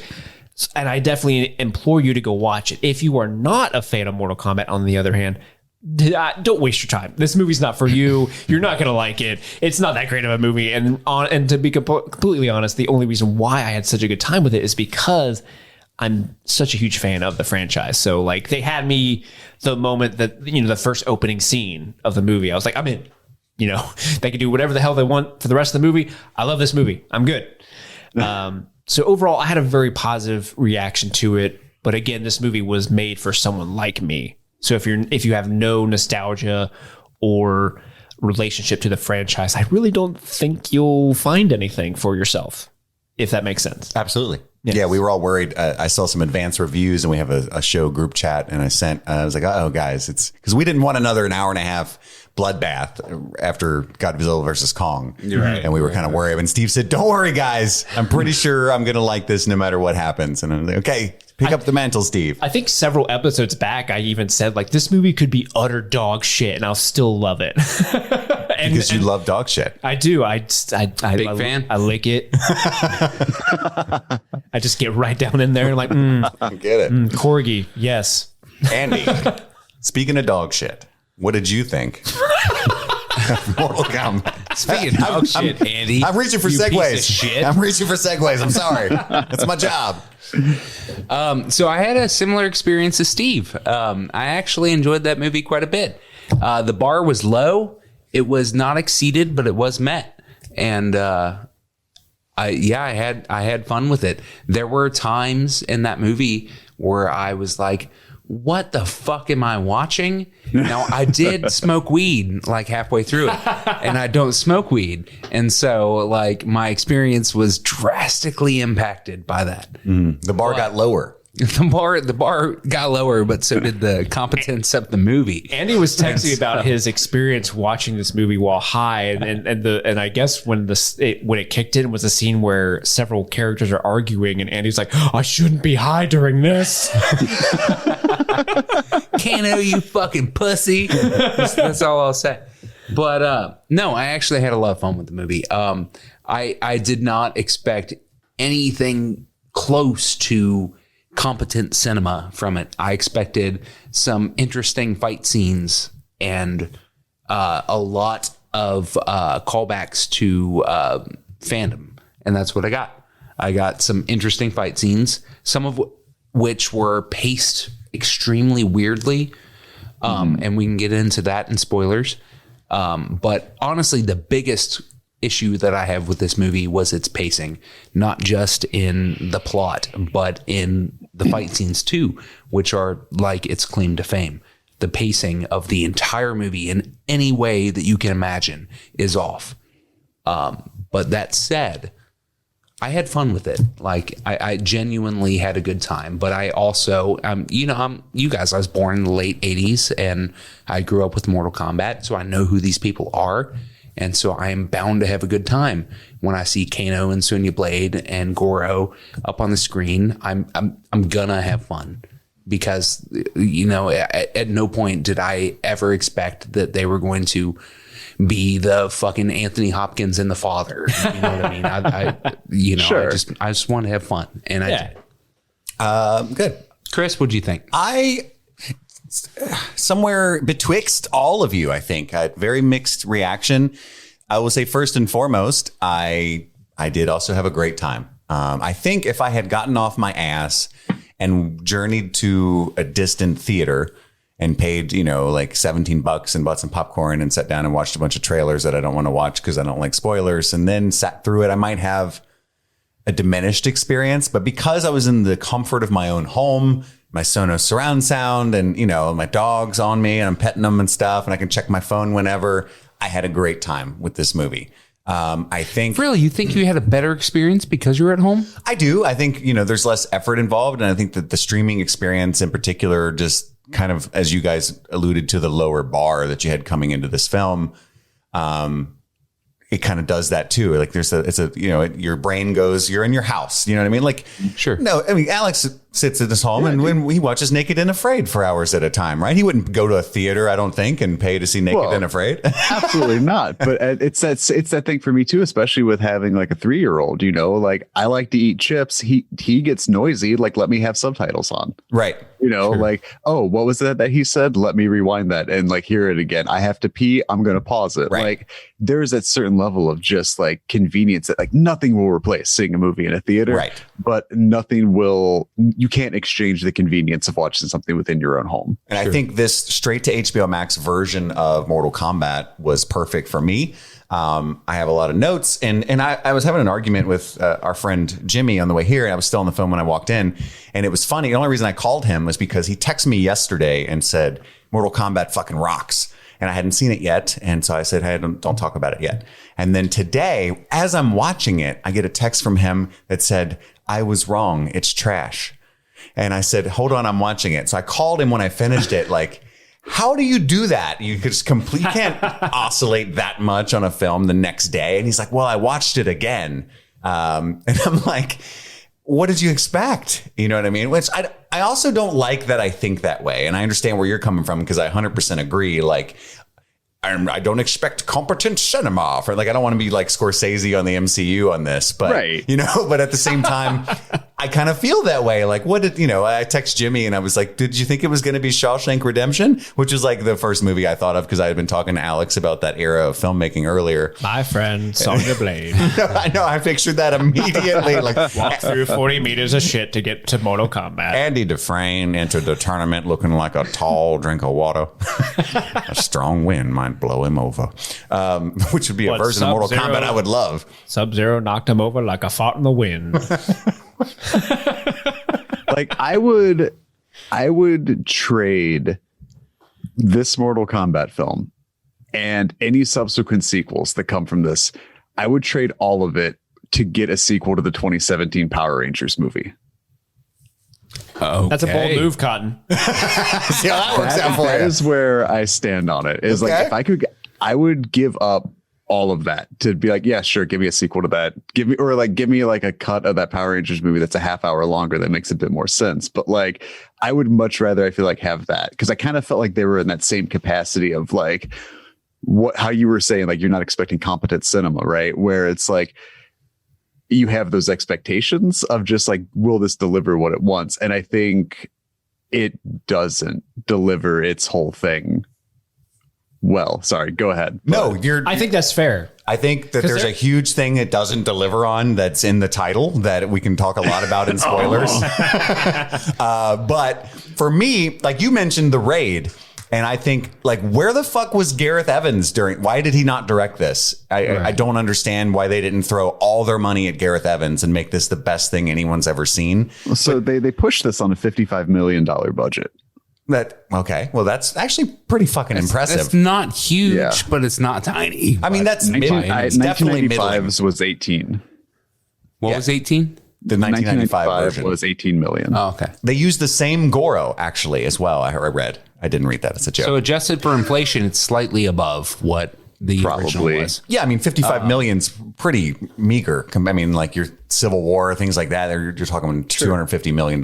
So, quintuple the amount is what that would be. I should say it was directed by Simon McQuoid and written by Greg Russo, who's not one of the Russo brothers, and Dave Callahan. I just want to throw that out there. Does anyone else have any overall thoughts? I think we should go ahead and just dive into spoilers and have a good time with this and pick out some things. Anybody have any? Steve? Yeah, I would love to get into spoilers. Am I the only one of the streaming thing side of this that did not watch the Power Rangers reboot? I saw it. have seen. Yes, I've seen. Oh, you guys saw it? Okay, it's just me. Cool. I watch all 90s nostalgia porn movies. That's cool. Right? No worries. Got to. I also have a child. Let's move on from that. All right. Take it away. Roll that beautiful bean footage. You are entering spoiler territory. You're bullshit. All right. You have been warned. Those at home, if you have not seen Mortal Kombat 2021 on HBO Max, you need to pause this Morgan show. Freeman. Go watch it. Yes. I still got the Morgan Freeman twang. Mortal Kombat. If you haven't seen Mortal Kombat, I always kind of do half Morgan Freeman, half Cleveland from Family Guy. Oh, Peter, you're letting all the stank out. All right. So I got some notes here, and I know Steve, you're big on the Mortal Kombat lore, which I was actually impressed about the lore here. And then Alex probably number 2, and then I would even say Andy number 3, and me distant 4. So this, I won the combat thing, didn't I? That's true. That's true. We did. That's him ahead of me. That's true. You did. So the opening of this film, I think we can all agree, was very strong. Is that correct? Yes. 100%. It was excellent. And I think it's evidence why they gave it away for free 3 days before the movie came out. Yes. 100%. Did you know that, Chris? They released did the not. first 7 minutes of the film on YouTube 3 days prior. I briefly read about that, but I thought it was like a Justice League esque leak or something that the guy at HBO Max wasn't fired. And fuck, we did it again. This is the best part of the movie we made. Who keeps releasing movies on Tom and Jerry? Like, I got on Twitter that morning and they're like, here's an exclusive look at the first 7 minutes of Mortal Kombat. I'm like, that is almost 10 minutes of your movie you were giving away for free. You were giving me almost only 100 minutes that I have to possibly pay for, like how many days before release? Like, for me, from a marketing standpoint, I'm like, that does not, this is a bad movie. It doesn't this is bode not going to well. be good. Yeah. Cause it's like, my mind should already be made up. I feel like, as a consumer, like, I should not have to feel convinced to go to the party everybody's invited to. No, 100%. But if they're going to release some footage to convince, people who are on the sidelines wondering, will I go see it or not? I mean, they picked really good 7 minutes. And what's interesting is that for such a household name of a movie, you know what I mean, that they would do that kind of thing. If it was hey, this is a generic, fantasy, action, horror-ish movie that we're making, and releasing that much of it, that would make sense, because like, who the fuck are you? What is this story? What is this world? Why should I care? Whereas you would be shocked Mortal at Kombat, how small the age gap is between people like us and people who don't know what Mortal Kombat is. No, I guess I that's could fair. see that. Yeah. Well, that being said, found there's that out hard. Like one Steve day. said, you got to be a big. I think there's a lot of like, it's kind of rote nowadays. It's a cliche, but it's for the fans. It's a very flimsy defense against a bad film to say, well, it was for the fans, right? But I think this movie is for the fans. Yes. There's a lot of little jabs. It's and 1,000% for the fans. allusions to the video game that I thoroughly enjoyed. And I'm looking at my wife, who's not a fan of the video game, and I'm like, does that get it? And The fact is, we're in our mid 30s and we are too young to have been fans. I'm in my early 30s, sir. Do not wish that evil on me. you got a couple of months before you're in your mid. I mean, I'm not a mathematician, but I think 2 is not halfway to 10, my friend. Yeah. That's me fighting against the inevitable decline of my hairline. Only happy 3 to more welcome- years until it's 5 welcome more you to years the left club. until you're 40. But the reason I brought up that opening, there's this mythology I was not privy to prior. The Lin Kuei clan versus the Shira Ryu clan? Yeah, sure. I don't fucking know. Yeah, Shira Ryu. Yep. And so Shira Ryu is the good guys. Sure. Yeah. Well, I mean, it's the Scorpion peoples, right? And also I noticed it was interesting. Me being an idiotic Westerner, I wouldn't have noticed if they hadn't brought it up, but one is Chinese and one is Japanese. Yep. Is that canon? I believe so. Yes. Okay. So I'm asking questions here. Hanzo Asashi. So if you don't know what the opening minutes are, I noticed that as well. Yeah, I'm not leading anywhere. I'm just being honest. I'm literally asking. Hanzo Asashi, who is Scorpion, is a part of the Shira Ryu. They are a feudal Japanese clan. And is that Hattori Hanzo from Kill Bill's brother? Kill Bill? That's a joke, but I just thought it was funny how Hanzo. I know that actor's in a ton of shit. Like he's in like Last Samurai. No, Hattori Hanzo, the character that forged the blades in Quentin Tarantino's Kill Bill. The guy who always like has he swipes his little goatee. Yes, no, he's the sword maker. That's the. You're thinking of what is it? It's been so long since I've seen the Kill Bill movies. Alex, what's the trainer's name in Kill Bill? I keep wanting to say Lao Pan, and I know that's totally wrong. I don't think it's totally wrong, actually. I think it's pretty damn close. My Pay or something? Oh. My Pay. I think My Pay. Is it My Pay? My Pay or May Pie, maybe. Oh, he just like flips his little goatee around. I think it's My Pay. It's amazing. Lo Pan is the antagonist in Big Trouble in Little China. Yes. Also a good reference. So, okay, a few things that bothered me. This is a movie called Mortal Kombat. There is no Mortal Kombat tournament. Yes. And this whole film, Alex alluded to some sequels. I really think it's a massive setup. It is for the real movies. For the movie you really want to see. This is an hour and a half trailer, and I don't know why they would do that. Just give me the juice. I came to buy drugs. Give me the drugs. And you gave me a drug the movie coupon. Said Godzilla v Kong. I got Godzilla v Kong. That's fair. Like, you know what? I got what I fucking wanted. Yep. Make the prehistoric lizards fight. Give me the people from hell and the people from Earth to punch each other real fast. What everything else Godzilla versus Kong lacks, it does give us the titular V. It gives us the V. Yes, it does. And I love how in this movie, so the premise is Shang Tsung and the forces of the Netherworld are trying to kill potential Earth Realm combatants before they can enter the Mortal Kombat. Right. The whole premise is that they're cheating. I'm trying to cheat. They're essentially cheating, which is hilarious because in the original 1996 Mortal Kombat, there's like a big whole thing where Raiden's like, "You can't kill my competitors before the tournament, Shang Tsung." And it's like great Christopher Lambert impression. Thank you. Thank you. Yes, the fighters will save the world. But that's like a whole big thing where he like stops Shang Tsung from cheating in that movie. But in this movie, they're like, okay, go ahead. Well, I think they alluded that in the dialogue where somebody, I think Sub-Zero was like, Raiden won't let us do that. And Shang Tsung says something like, it's going to take him forever before he finds us. Like it's going to, he kind of like alluded almost like it's going to be a minute before he knows. And there's also like somebody asks Raiden, like, why didn't you help more? And he's like, I'm not allowed to, essentially. So I'm an elder god.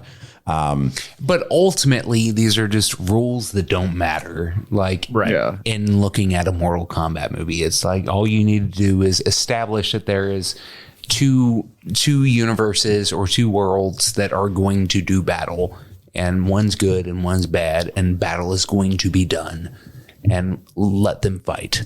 And I don't think this film Let them fight. does a good job of initiating a new era of fans in the sense that if I didn't already know a lot about Mortal Kombat, I wouldn't understand what the fuck was going on. Oh, 100%. Like bring the new protagonist, Cole, you have to have that guy where it's like, I don't know who this character is, but he is my avatar in this movie. Bring him in because he doesn't know what's going on. Let everybody else explain what's going on to him. The audience surrogate. And let him become a badass and cool. But they didn't do that. They didn't even do that. He became Wicker Man. Literally, he turned into Wicker. I wrote down, he got stick arms. Cole Young, what's the point? Because he's lame. We don't need that character. He's not somebody we care about. But they didn't even do like an effective audience surrogate with him because they still don't explain what the fuck's going on at any point. Two things about him that I read that I thought were 100% nailed. So I can't take these as my own ideas, but somebody made the same point you did, Andy, where they said Cole Young feels introduced as a way to have the audience that doesn't know what Mortal Kombat is to have the movie explained to them. Sure. 100%. And like he does exist only to what solely feels like to propel it. But then there's a dude I follow on Twitter that was like, guy's superpower is literal plot armor. That's awesome. That's awesome. They do a lot of weird things with that character where, you know, he's so boring and he's needless. Like if you wanted a protagonist that you can have the rules of the world explained to, that could have been Sonya. That could have been Jax. Exactly. That could have the been 1995 Johnny version Cage. did that better, where they used actual There's characters no we reason know. for it to be Like, cut the training tutorial out of the middle, or cut it down, 50% or whatever, and give us more of Cole's backstory. Give us a reason to care about him outside of just like He's got a wife and a pushing kid. this forward. And maybe I don't want to critique it based off like this is what I would have expected, because then like I'm fantasy booking pro wrestling at that point and no one fucking likes that guy. But like it's I see you. I feel seen right now. it's that thing where like, even in terms of what I felt like it tried to execute of being like Mortal Kombat : a movie, I'm like, I don't think you've got it. And Cole is a huge problem in that. I love that you said tutorial, because for me, essentially, any issue I have about this film, and again, I had a great time, honestly, is that we were promised a movie version of a video game. And what we got is a movie version of the tutorial on how to play the video game. And it's just, that's More or just less. weird. Yeah. I love that you said that. Steve, go ahead. No, I was gonna say like the only interesting thing they add to Cole is they they create this backstory that he's of the bloodline of Scorpion. And so he is the last surviving descendant of the Hanzo Hasashi bloodline, and that's a big important plot, and that's a big part of his character, is that he's going to awaken the spirit of Scorpion to come back somehow. But at the same time, and I want to get your guys' thoughts on this, okay? Because I was on a wild ride in this aspect of the movie. Okay, so they introduce Cole, and he's gonna be UFC cage fighting or whatever he's doing, and there's that like piece of shit trainer's like, use that Cole. It's definitely not UFC. It's like ULT. Yeah, it's like the Getting $200 a pop for that fight. the gym at the local fucking armory downtown, But like there's a scene where it's like him with this young girl, and immediately I think that's his sister. And then there's a woman behind him. And just by taking up context cues in the dialogue, I think, oh, that's his mother. And then like 15 minutes into the movie, he starts making out with what I think is his mother. Yes. And my first thought was like, that's not what you do with mommy. And so it threw my whole, and like, I was just like, oh, wait, they're together and that's his daughter? That young girl is his daughter. And it was just one of those things where like they are completely miscast. Like they completely cast these characters completely wrong, because she is way too old to be his daughter. And they didn't set up too that old to be his wife. And yeah. Well, they just like didn't establish who their relationships were easily. Yeah, so when that came across, they it did was not like, what? establish the relationship with his family. Most of my problems with the movie is with him. So like also like I feel the same way. Like he comes off as a necessity in order for the continuing conflict with Sub-Zero and Scorpion to matter at all. So we have Sub-Zero and Scorpion. Sub-Zero beats his ass in the beginning of the movie, but oops, he didn't quite kill him. But also there's a child that survived. He did kill him. He went to hell. Did he? Oh yeah, that's true. He killed him. Well, he killed him, but so there was still a child. The child came along, and now eventually they had other children that came out to be Cole. He exists only to serve the beginning of the story, where it should be vice versa. The beginning of the fucking beginning should exist only to establish your character. And they did it backwards. And that is a terrible origin story. And it's never going to work. It's also just interesting in general that they use the whole mythos of Sub-Zero versus Scorpion to be the linchpin of this Mortal Kombat story, which is why I brought up the N64 transition earlier, because that's kind of where Sub-Zero became the main character of Mortal Kombat. Am I wrong? He was there was that whole game where specific game. Yeah. And they kind of technically, so they're let me put on my nerd glasses here. Well, technically, there are two Sub-Zeros. There is the good original Bihan, who is the evil one, and then there is the next one who. So he gets his Bihan kicked. So the game you're thinking of is the second Sub-Zero is the protagonist. The younger one, the younger good one. I was talking to my friend Jimmy on the way here. That's his brother, right? Yes. I talked about it earlier, and he said that he was really pissed off because apparently Scorpion in the canon does have a descendant that is like a really badass with like whip swords. Takeda. Yeah. And that's who he thought Cole Young was going to be. And he was super pissed off at the plot armor power that he ended up having. So Yeah, I didn't know Takeda's that. powers So I are a wasn't lot disappointed. cooler compared to what Cole ends up getting, which is like he just gets wrapped in a wicker basket and has like tonfa sticks. Yeah, he gets like super lame. who's the character in the Mortal Kombat game who's just basically a cop? Striker. Yeah, Striker. He's got like the striker things, and I don't know. I don't know what they Striker were cracks doing. me up. Dude, I actually in Mortal Kombat 3, I purposefully got really, really good with Striker so I could mop the floor with people and embarrass them. I got like really a good with shitty Striker character? in Mortal Kombat 09 just to like you said, just to fuck with people, because he's really the weirdest character in the whole Mortal Kombat universe, because he's just a cop. Yeah. Just like he's just like, oh, we have like a slightly stretched Emilio Estevez, we put a hat on backwards, like go give him a gun. Like, fuck yeah, Striker. He has one of the worst intro dialogue that has aged poorly, and that is police brutality coming up. Oh no! I also love that his X-ray move or whatever is he yells "spread them" and then like kicks their knees out. Yeah. Yeah, I got purposely good at that character so I could like mop the floor with people and they'd be like, oh, I got beat by Striker.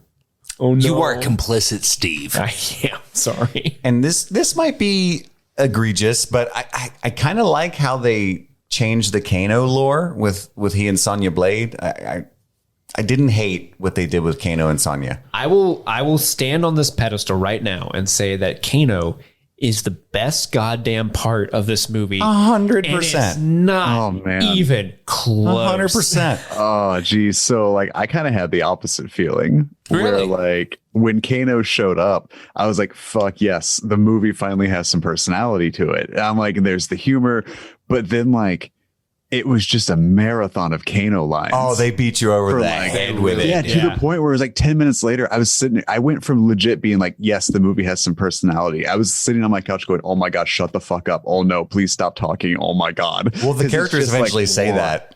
Like, why don't you shut the fuck up? Yeah, but like 5 minutes too late, man. Let me ask you that thing. Let me ask you this question, Alex. Yeah. Which line would you take out, sir? Would it be, what about me, Gandalf? No, you couldn't do that. Would it be, could be a Frisbee hat? No, you wouldn't do that. Would it be twirling his anal beads? You can't take twirling his anal beads out. So I get where the editor was coming from. He's like, oh my God, this is all gold. He's got to call him Kung Pao. Compared to everything else, though, like what everyone else is bringing to the table, like he's so much more entertaining than literally everybody else in that movie. So Yeah, I get that, but also they like kept all of his lines in. I don't know. I just feel like it's just, yeah, I get that. But it was for me, I'm just kind of like, this is kind of like glitter on a pimple kind of thing. My wife was sitting next to me $100%. actively trying to dislike this movie. And when Kano finally gets his powers at the dinner table, and he's like, yeah, fucking laser beam. And he turns over, better than fireballs, you pussy. And I could see her like shoulder shaking, laughing. And she's actively trying not to enjoy it. And it still got to her. That's when I knew Kano was the heart and soul of this film. I actively tried to enjoy this. Like I went in really excited, but like I wanted to go back to Andy's point about the pacing, because that was my problem. And the editor, I looked at it, was Dan Lebenthal. 7 MCU movies under his belt. And I was like, it's edited like an MCU movie. It's edited like an action movie. And I felt like it should have been edited like a martial arts movie. Because at the core 100%. Of it, Mortal Kombat is still a fight tournament, you know, despite the fact that no tournament takes place. My issue was like, so there was a few spots, right, where it's hard for me to keep track of the fights when there's like 70 fucking edits a fight. When it's just like, you know, 45, 50 cuts, you know, throughout the whole thing. But like there were spots where there's these really gorgeous like wide shots where like there was a couple, I can't remember, it was like in like I won't call it a foundry, but it was like a warehouse, but there was like an awning, like kind of like platform situation. And like the two fighters were coming and there was like a drone shot or like a jib shot, some kind, like head on. It was this wide shot. It was the two of them facing each other, like squaring up. And it looked like it's meant to look like the game. Yeah. Yeah. And I was like, I literally watched. I was like, fuck yes, here we go. It's gone. And like, right.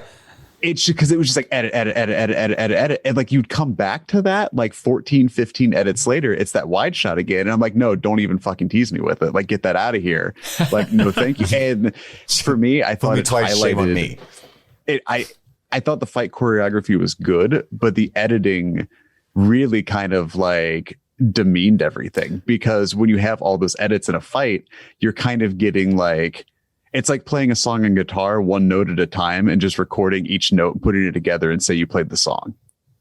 It was how I felt about it, where I'm just like, there's so many cuts that it cuts into the action, because like, it's like, oh, they couldn't quite pull it all off in long takes. I thought it kind of, like I said, demeaned what I thought should have been the heart of the movie, is the combat with a C.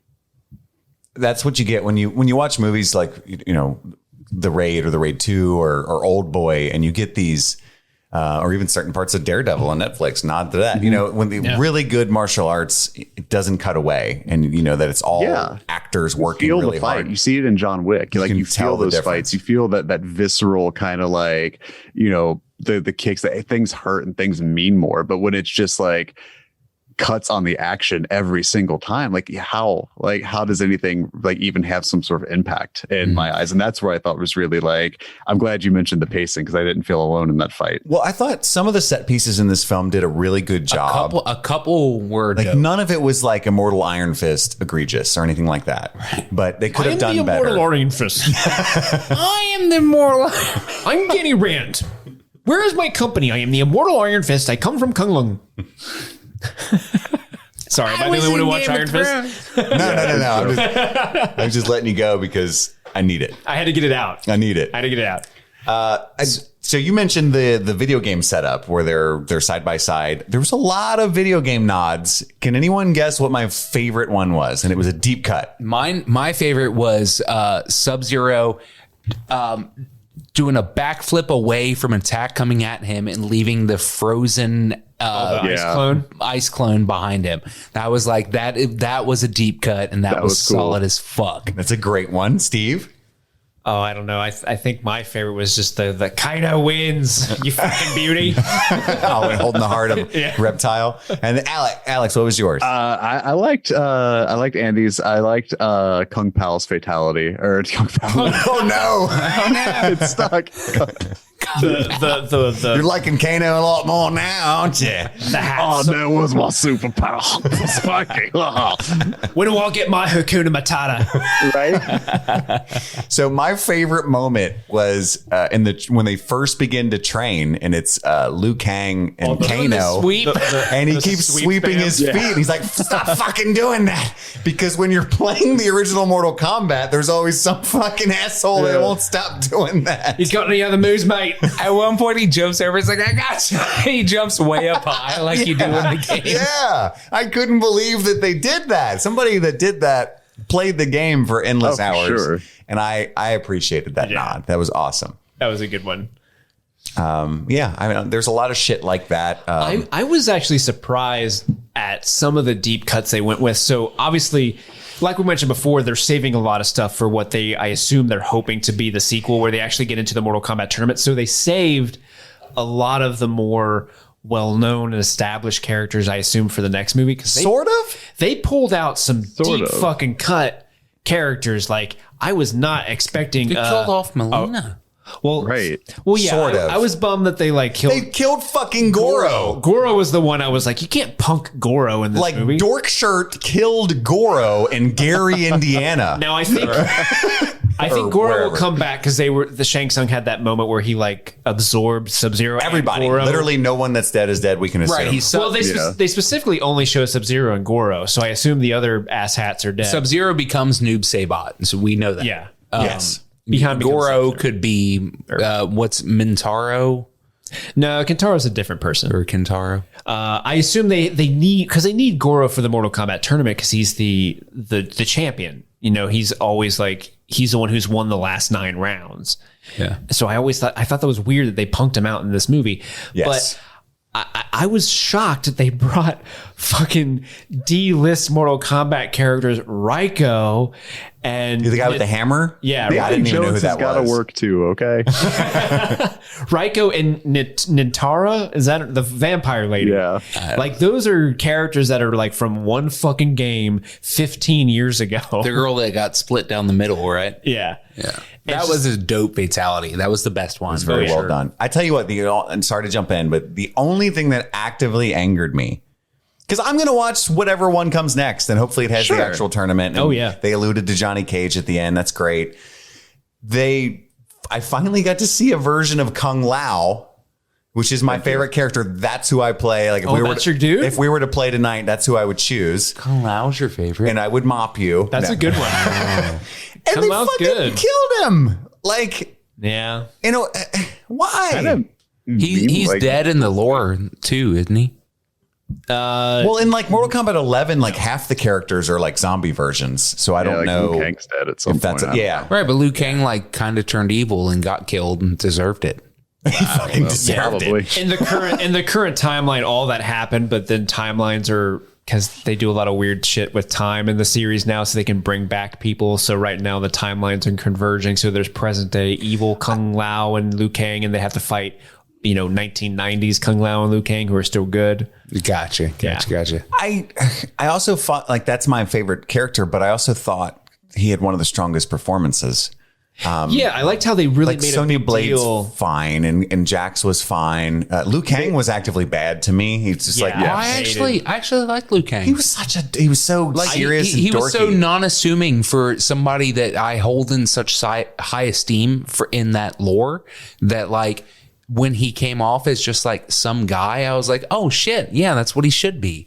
He should be just a dude. I thought he was way too young. He looked like he fucking barely passed Algebra 2. And he is Zach in the 2017 Power Rangers movie. There you go. More Power Rangers illusions. Bringing it back. It all comes full circle. Oh, hey. And we're all just naked and afraid. The one thing, so like on the characters, and this kind of is like one of the things I'm like, they did this was I thought they nailed how most of the characters should have moved. Compared to like their video game counterparts, like you mentioned with Kung Lao, the one I had highlighted was Cabal. I thought they absolutely Cabal's character design was awesome. The issue I have with Cabal is I wrote his name down as the vulgar Mandalorian. Yeah, because I'm pretty sure I'm like that's all. Like he showed up and started talking. I'm like, oh no, this is no. Oh my god, stop! It's the vulgar Mandalorian. But I thought they nailed like a lot of the movements of the characters. 100%. I thought Cabal immediately came off as like a character from Borderlands, and I was actually when he first started speaking, I was like, this is awesome. I love that you have Cabal first off speaking, but being like kind of like the sassy robot man. So sassy. But then they super overdid it, and eventually I'm like, you're talking way too much. Well, that's why I asked Jimmy. I was like, did Cabal have voice lines in the game? And he's like, yeah. And I was like, okay. Yeah, I mean, it's a more recent, I think, inclusion, probably dating back to Mortal Kombat 9 in 2011, where they made Cabal like a Bronx, New Yorker type character. Oh, so that's that accent. Yeah. But I agree. Like what Alex said earlier about Kano, about like, oh man, I'm so down for Kano talking, but eventually it was like, oh man, you're talking way too much. That's how I felt with Cabal, because Cabal started talking. I'm like, wow, they actually did the fucking voice. That's great. But then there was like scenes later where he's fighting Liu Kang. He's like, hey, I'm going to tell you about my story, but hey, you want to go over to Mix Place and get subs over there? And it's like, what are you doing? Stop talking. And he kicks him, and then Cabal's like, I'm walking here. Yeah. It's crazy. Seriously, it was like between him and Kano, it was just like watching someone like practice like a tight five of like their shtick. Where it's just like fucking shut up like for a second. And it goes back to the point where I was saying about the edits. It's such a constant problem in this movie is nothing gets to breathe. Nothing gets to have its own time. Mm-hmm. And it's so just like in your face with that pacing where it moves too quickly. The fights move too quickly. It's just like, I don't know. One thing I wrote down in my notes was the bar for team up movies is a lot higher than it was in 1995. And I think that is also a kind of a small issue with this too. No, you're right. No, I agree, because even the 1995 movie, that's I think a worse movie overall. But I think what that movie does better compared to this one is it really highlights the team dynamic between Sonya Blade, Johnny Cage, and Liu Kang. Like they feel like a team that are working together, that are trying to stop evil. Where like I don't get that feeling of camaraderie between the characters in this movie. It's there between Sonya and Jax. Oh yeah, 100%. Sure. Yeah. And they made with the Kano inclusion, they made it strange, but sure. And also the whole Sonya doesn't belong here, but she can hang out. Like her character arc is very strange to me, where she finally she's super happy to get her little dragon tattoo. It becomes the girl with the dragon tattoo. And it's very strange. Nice. Yes. There's a weird good. thing where you have to be chosen to be in the tournament, and you get that by having a birthmark. But you can, if Andy has a birthmark and I kick his ass You got to kill him. and kill him, I get the birthmark. Correct. now. And then because I have the birthmark, I can go to, I don't know. Go to your death. Do you have to go to the fight fucking the demons? Do you have to go to the cave palace, or can you get it anywhere? You get like a Hakuna Matata or whatever they call it, and you get superpowers because you have that mark. Correct. Wonderful. You unlock your inner power at some point later. So Sonya's arc is she doesn't have one of those tattoos, but Kano does. Right. And as soon as they made that point early on in the movie, I'm like, oh yeah, she's gonna fucking kill Kano. She gets in the tournament I for can't sure. wait, because that's like a defining feature between those characters. As Sonya and Kano are like arch rivals. Right. But the canon is that he has like murdered her partner or her family or something, right? Her partner, yeah. Yeah. So anyway, speaking of the Arcana, were we not going to mention Jax's like baby arms? He's a transformer. Like, and his power presupposes that he gets his arms ripped off by Sub-Zero. Because that being his Arcana was a problem for me. and like and let's just walk me through this, okay? So the little monks of the Raiden Temple have The cave. It used to be a temple thousands of years ago where people worshipped, But it looks like a cave. Yeah, so the Raiden Cave, right? These monks have traveled to other realms, scouring the knowledge of all of the realms to be able to fix this man's arms. And the best they could do, like they do know how to. It's like Sentry droid arms from Attack of the Clones. They do know how to attach metallic arms, somehow microscopically connected to all of the right neurons in his brain and everything. But they couldn't quite pull off making him be able to do anything. They're all spindly. I love that line where Kano's like, "Nice arms, mate. They come in men's sizes." Yeah. And Jax is just this giant jacked dude looking down at his little sticks like, damn it. Yeah, and then his Arcana is he just gets like Bigger more ones. robotic, bigger arms. It's that mama bear strength. That was 100% one that I was just like, it's Mortal Kombat. I don't care. Sure. I mean, I'm just saying I now don't care. it's our job, Andy. And I was more upset, like what Chris alluded earlier. It's like, how did he get the little stick arms? Right. Who's the fucking like mechanical dude in the back that's like, I got this one, guys. Don't worry. Yeah, the monk that installed those is the same guy that works at HBO Max, the streaming network, and dropped the monks had just been Justice like- League on Tom and Jerry. We tried our best. That would have been better than like we scoured the 9 realms to try to find And I've somebody. got 6 bolts and a copy of Banjo and Kazooie. All right. Yep, I don't know what you're going to do with that second one, but the bolts probably help. And I like how he ends up trying to fight with them, and he's like, you get this whole like, He doesn't do bad. I'm gonna which use is my what's weird. strong hand vibe. Yeah. From Scary Movie 2. I just wish there was one shot like when Sonya's like, you can do this, Jax. Punch 1, 2, 1, 2, and he's like, I can't do it. And it cuts to one of the monks in the background named Paul, and Paul's like, listen, I did my best, all right? We're in a fucking cave. I got Tony Phillips Stark head built and- this in a cave with a box of scraps. Tony Stark built this in a cave with scraps. I don't want to come on here and feel like I'm shitting on the movie. One thing I did want to highlight is treating Sub-Zero like a horror movie character when he's stalking Cole and Jax and like Cole's family. You didn't like it? Dude, that opening, I thought that was amazing. That shit was so cool. That's what I'm saying. It's like, I loved that. Like when you he like showed that, up and he's just like lurking in the fog or like his like ice fog or whatever. And he's like zip making into all the like fog and into the alleyway making all the and shit. stuff come up. I loved that. Like I was like that. I was like coming off of those first 7 minutes, right? That they give away for free. Cole's kind of introduction, and then like into that, I'm like, okay, like we're on a good pace here. Yeah. And then I don't know. It just did not come together for me. I love the idea of like anywhere that it's raining is Sub-Zero's fucking that's ground zero for him. You know what I mean? Well, and then like that spot where she's like, oh, let's pack up the car, let's go. Like, and she's getting her daughter sister together, and and like she's walking and you can kind of see like a little bit of frost on the glass on the door, like and like the windows, and like when she comes back through and he's standing there, like the way they handled Sub-Zero was They did awesome with Sub-Zero. They really did. Like every one of his abilities. They did every one of the iconic ones. Like the slide back. They did the dash away with the leaving the clone behind. They did the shoot forward. They did the fucking the ice sword. They did the ice sword, which that's actually a fairly. I think was that 9 when they introduced that. No, I think it was 4. Was it? But it, like whenever they started introducing weapons. Anyway, point being, they did really good with Sub-Zero, and he's always been my homie. So like, even if it's good Sub-Zero, bad Sub-Zero, he's always been my go-to. Like Steve and I played some Mortal Kombat the other day, and he whooped my ass because he is way better than me at Mortal Kombat. And then I busted out Sub-Zero, and then I finally got my win. I got a win because Sub-Zero. No one beats Andy 36 times in a row, or puts him in the corner. Hey man, you beat me 13 or 14 more times. I'm going home.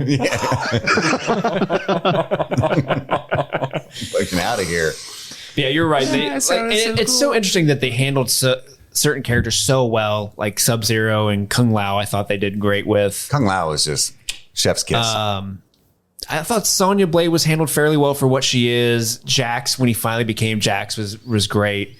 There were no major missteps in the characters. I mean, I thought Raiden was poor. I thought it was Raiden wasn't good. I mean, compared to, he's the only one that's an improvement on the 1995 version. I'm really glad that you were more true to what he probably would have looked like. And but he's also like 4'2", and like every shot is Sonya Blade looking down on him. They do make him look itty bitty, don't they? Yeah, he looks tiny. And then they did this weird thing where he just disappears for a while. And actually, it's funny you bring up Power Rangers, Alex. There's a shot when Shang Tsung and his goons like show up in the temple and they're gonna wreck. He looks like Zordon. Well, no. Well, he does this weird thing where he's like, get out of my temple or whatever he says. And there's a weird CGI cut that's like this real close-up shot of what you find out is his like dragon staff. It's a thing that Kano cuts in half. Yeah, that was a weird shot. It was this weird CGI shot of a dragon, and then it went to everything else, but they had not established what that was yet. So when it happened, I looked at my buddy. I'm like, what fucking Power Rangers bullshit was that? It was like a smash cut in on the head of that staff, dude. It was super weird. There was no context for what that was. Yeah. So when it happened, it was so out of place and weird. And then Kano comes out and throws it down, like, I don't know, like, I don't make long staffs like I used to. I got fucking Kano's back, everybody. My fucking dick. Oh, you want my dragon tattoo, honey? You're like, oh, god damn it. Kano's. Did you guys see? I'm 100% sure there's a matte painting in this movie. Did you guys notice it? A what painting? A matte painting. MATTE? Yeah. Like, you know how in old movies that, there's no CGI in older films, so they would actually have an actual painting to make it seem like there was a draw distance. Oh, no. Okay. I didn't notice this. So there's a scene where it's right when they get to Raiden's temple, and it's like an establishing shot of, how like... Yeah, the dunes with the 3 like aqueducts. Yeah, and it's clearly a fake shot, but something about it looked like a matte painting. It did not look like bad CGI. Fuck, guys, we've spent $51.9 million. What do we do? Blow up a giant photo, and we got $100,000 left. What do we do? I would have loved more practical effects. Yeah, for sure. Especially like kind of like hammer that gore home. Like, give me like some exploitation kind of film level, like early John Carpenter kind of like blood and guts shit. If you're going for that hard R, like chase it. Yeah, for sure. I thought the Shang Tsung that we got, while I love that actor, I could not stand him as Shang Tsung. He was not nefarious enough. I just looked at him as I am very good at calculation. Yeah. Fucking Dark Knight. I could not look past that character. Yeah. I just don't know why they didn't. They should have just gotten. What's his fucking name? The guy from the original movie, Carrie. I mean, he is Shang Tsung. I think isn't like the video game model like his face now. It's his voice too. Yeah, that's insane. Like he is Shang Tsung. I'm just sure get him. He's still around. He needs work too. Damn it. He very similar to Street Fighter with Raul Julia just crushing it as M. Sabat. Yep. 100%. Yep. So that was disappointment. Or in for Bison. Me. Jesus Christ, I'm rusty. We got it. We knew it. You're in Mortal Kombat world. That's why you thought Cybot. Right.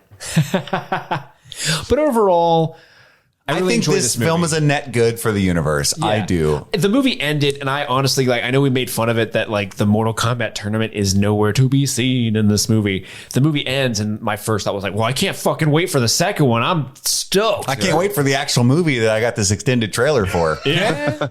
I was texting Alex the other day, and he said that he was talking about the first Mortal Kombat, and he said, but I hated Annihilation. And in my head, I immediately went, Annihilation, the fucking follow up to Ex Machina from Alex Garland. I actually kind of like that movie, and I was like, you know what? I would have liked it more if it wasn't a follow up to Ex Machina. But overall, I kind of enjoyed that movie. It's like, no, I'm talking about the Mortal Kombat movie. I'm talking about a movie that would be relevant to this discussion, Andy. Right? He was like, no, I fucking loved Annihilation. That movie was amazing. I was like, oh, I kind of did too. I was trying to play to the audience there.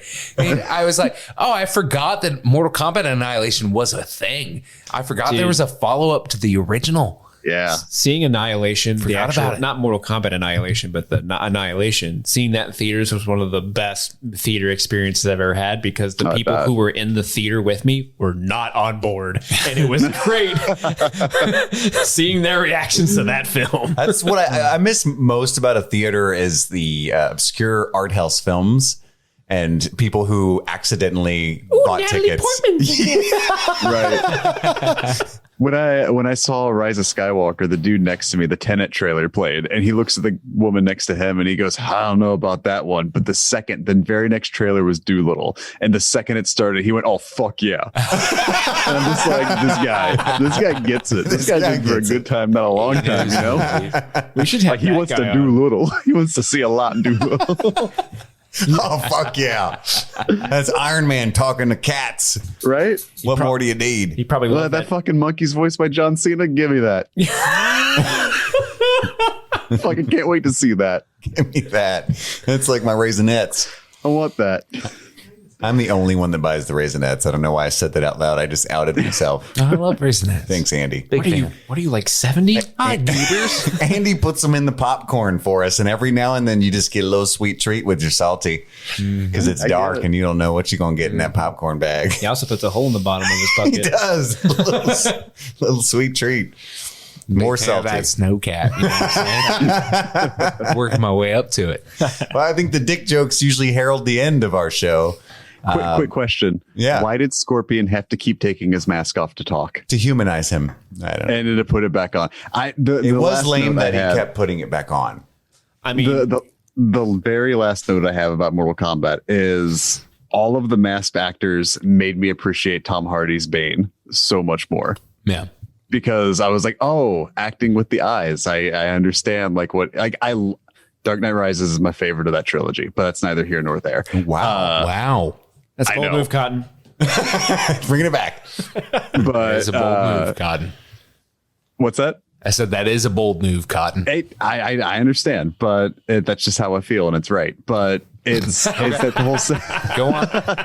that's my opinion, and it's factual. But it made me sit there and be like, wow, like it really makes me appreciate not even that, but just like Pedro Pascal and the Mandalorian. Like it makes me appreciate this. Yeah, we don't even get the eyes.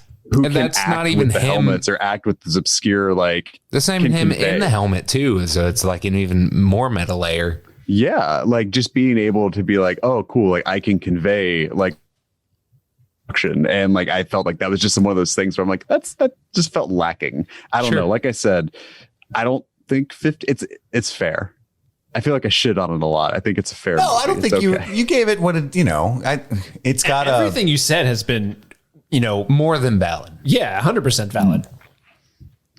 I think about 50. It's got like a 50-something% on Rotten Tomatoes. I would say no one listens to Robert Tomatoes. Yeah, about Mr. Robert Tomatoes. About half of the critics I follow on Twitter thought it was a huge miss, and about half just said it fucking rules. Had fun. Like nobody's going to come out and be like, well, the mise en scene, nobody's going to do that with Mortal Kombat. It's just you had a good. It's a good sit, as they say. I will not actively seek to watch it again. That's what I was going to say earlier. I forgot. So as much as I really did like it, I had a great time. I will not watch this again, probably. Glad I didn't have to really pay like actual dollars out of my pocket for it, outside of like recurring subscription charge. Yes. Didn't feel like I paid for it. Yeah. Worth the price of the admission to my couch. But I mean, I pay for shit all the time that I don't shop really. So I'm just like $6 to watch Overlord. Sure. And I'm over here like $5 for a white t-shirt. That's ridiculous. I barely wear them. How much do diapers cost? Do we have any other closing thoughts on Mortal Kombat that we'd like to share? I'm curious, what character from Mortal Kombat would you guys would have liked to have seen in this movie that you didn't get to see? For me, it is Sector. Sector, the evil cyborg. The evil cyborg. Go ahead, Alex. Go ahead. No, sorry. Go ahead. I just think he's dope. Oh, I was going to say they teased it, but I would have loved to have seen Johnny Cage. Johnny Cage to me is such an intro level Mortal Kombat character.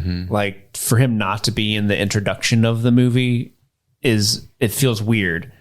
And he's one of my favorite characters. Killing him off in the beginning. Oh my God. Don't even open that wound. So as a wrestling fan, people are kind of right now hounding for the Miz to be Johnny Cage. How would you feel about that? 100% on board. I am 100% on board with it too. But for me, it's one of those where it's like, they will not let him get brutalized on screen, though. Well, they won't let him get brutalized. And as we know, as wrestling fans, The Miz isn't a great worker. So he's safe, though. He is safe. But he basically is Johnny Cage, the character. Right. Just in real life. He even wears the sunglasses and, he's a Hollywood guy. No. He would be perfect for that role, in all honesty. So I'm not wrong. Sector is the red one, right? Yes, he is ketchup. Smoke. What's the yellow one? I was going to say Cyrax was who I would have picked. Cyrax would have been my pick. Cyrax is your pick? Okay. Yeah. The good cyborg. I would have liked to see them lean more into the horror elements that they dabbled with, or even just the weirdness in general, and do like Baraka. I think that would have been a wonderful especially assassin. with like the CG that they did in this movie. Yeah. Dude, swap out Baraka with Melina, and I think because Melina's a bigger character lore-wise than Baraka. Yeah, and that way save her, don't kill her off, or whatever they're going to do. Or even Quan Chi, if they wanted to be like super weird and just say, fuck it, we're going to go full Simon Ooze with this and just, When they were going through the temple and Sonny's like, oh my God, it's the whole history of Mortal Kombat. And it's like the stained glass of like Gora ripping that guy in half. Were there, did I dream this or something like that? But wasn't there like a frame they showed where there was like 3 people that kind of looked like Baraka, but without like the blades for hands? I felt like there was like some pasty, tall, like white, skelly looking dudes. There might have been. I know Baraka's just one member of the Tarkatan people. Yeah, there's supposed to be a many Barakas out there. Barakans. That's what I was like, Barakans. Barack and Obamas. Like I'm trying to guess fucking Star Trek people. I didn't see them. The only Easter egg I saw Andy mentioned earlier was the Night Wolf newspaper clipping and Sonya Blades. Katana's fans are also passed by at some point. There was also Down Forward LP written on the wall behind the fight of Sub-Zero. Is that what that said? Behind Sub-Zero and Jax when they're fighting, it said Down Forward LP. Like low punch? Like Down Forward light punch. Interesting. Which is how you shoot the... That's the freeze move. How you freeze, yeah. Nice. Okay. All right. That was good. Yeah. So I think that about wraps up our discussion on Mortal Kombat. Thank you so much for coming on the show, Alex. Are you kidding me? I really appreciate it. Yeah, man. We saw his tweet. He's like, I've been watching a lot of movies. I'm in real danger of starting a movie podcast right now. I am like almost 400 movies deep in this 1 year of working from home. It is ridiculous. I am jealous of you, sir. And I have to say, God. I think I speak for all of us when you're welcome on this show anytime. Hell yeah. I appreciate it, y'all. You guys are the second and third people I have spoken to from high school in the last like 10 years. Here you go. Wonderful. Yeah. All right. I don't know what we're covering next week to our listeners. We'll probably talk a little bit about the results of the Oscars, but I don't think we have anything planned as per usual. So we'll update you on our Twitter feed. Speaking of which, you can follow me on Twitter at @CMichaelWrites, as in what Shakespeare does. Andy? At Andy Most Days. And I am Steve May 13. And Alex, where can we find you on Twitter? I am It's All Subjective without the E at the end. All right. And is there anything you want to plug or anything you're working on? Yeah, Nah, fuck it. They nah. can find it if they want to. Yeah, I'm a fucking guy in Southwest Ohio. Don't mind me. Yeah, email us anytime you like. We love hearing from our fans at streamingthingspod@gmail.com. Thank you so much. Happy streaming. Happy streaming. My new sign off. See y'all. Love you, Alex.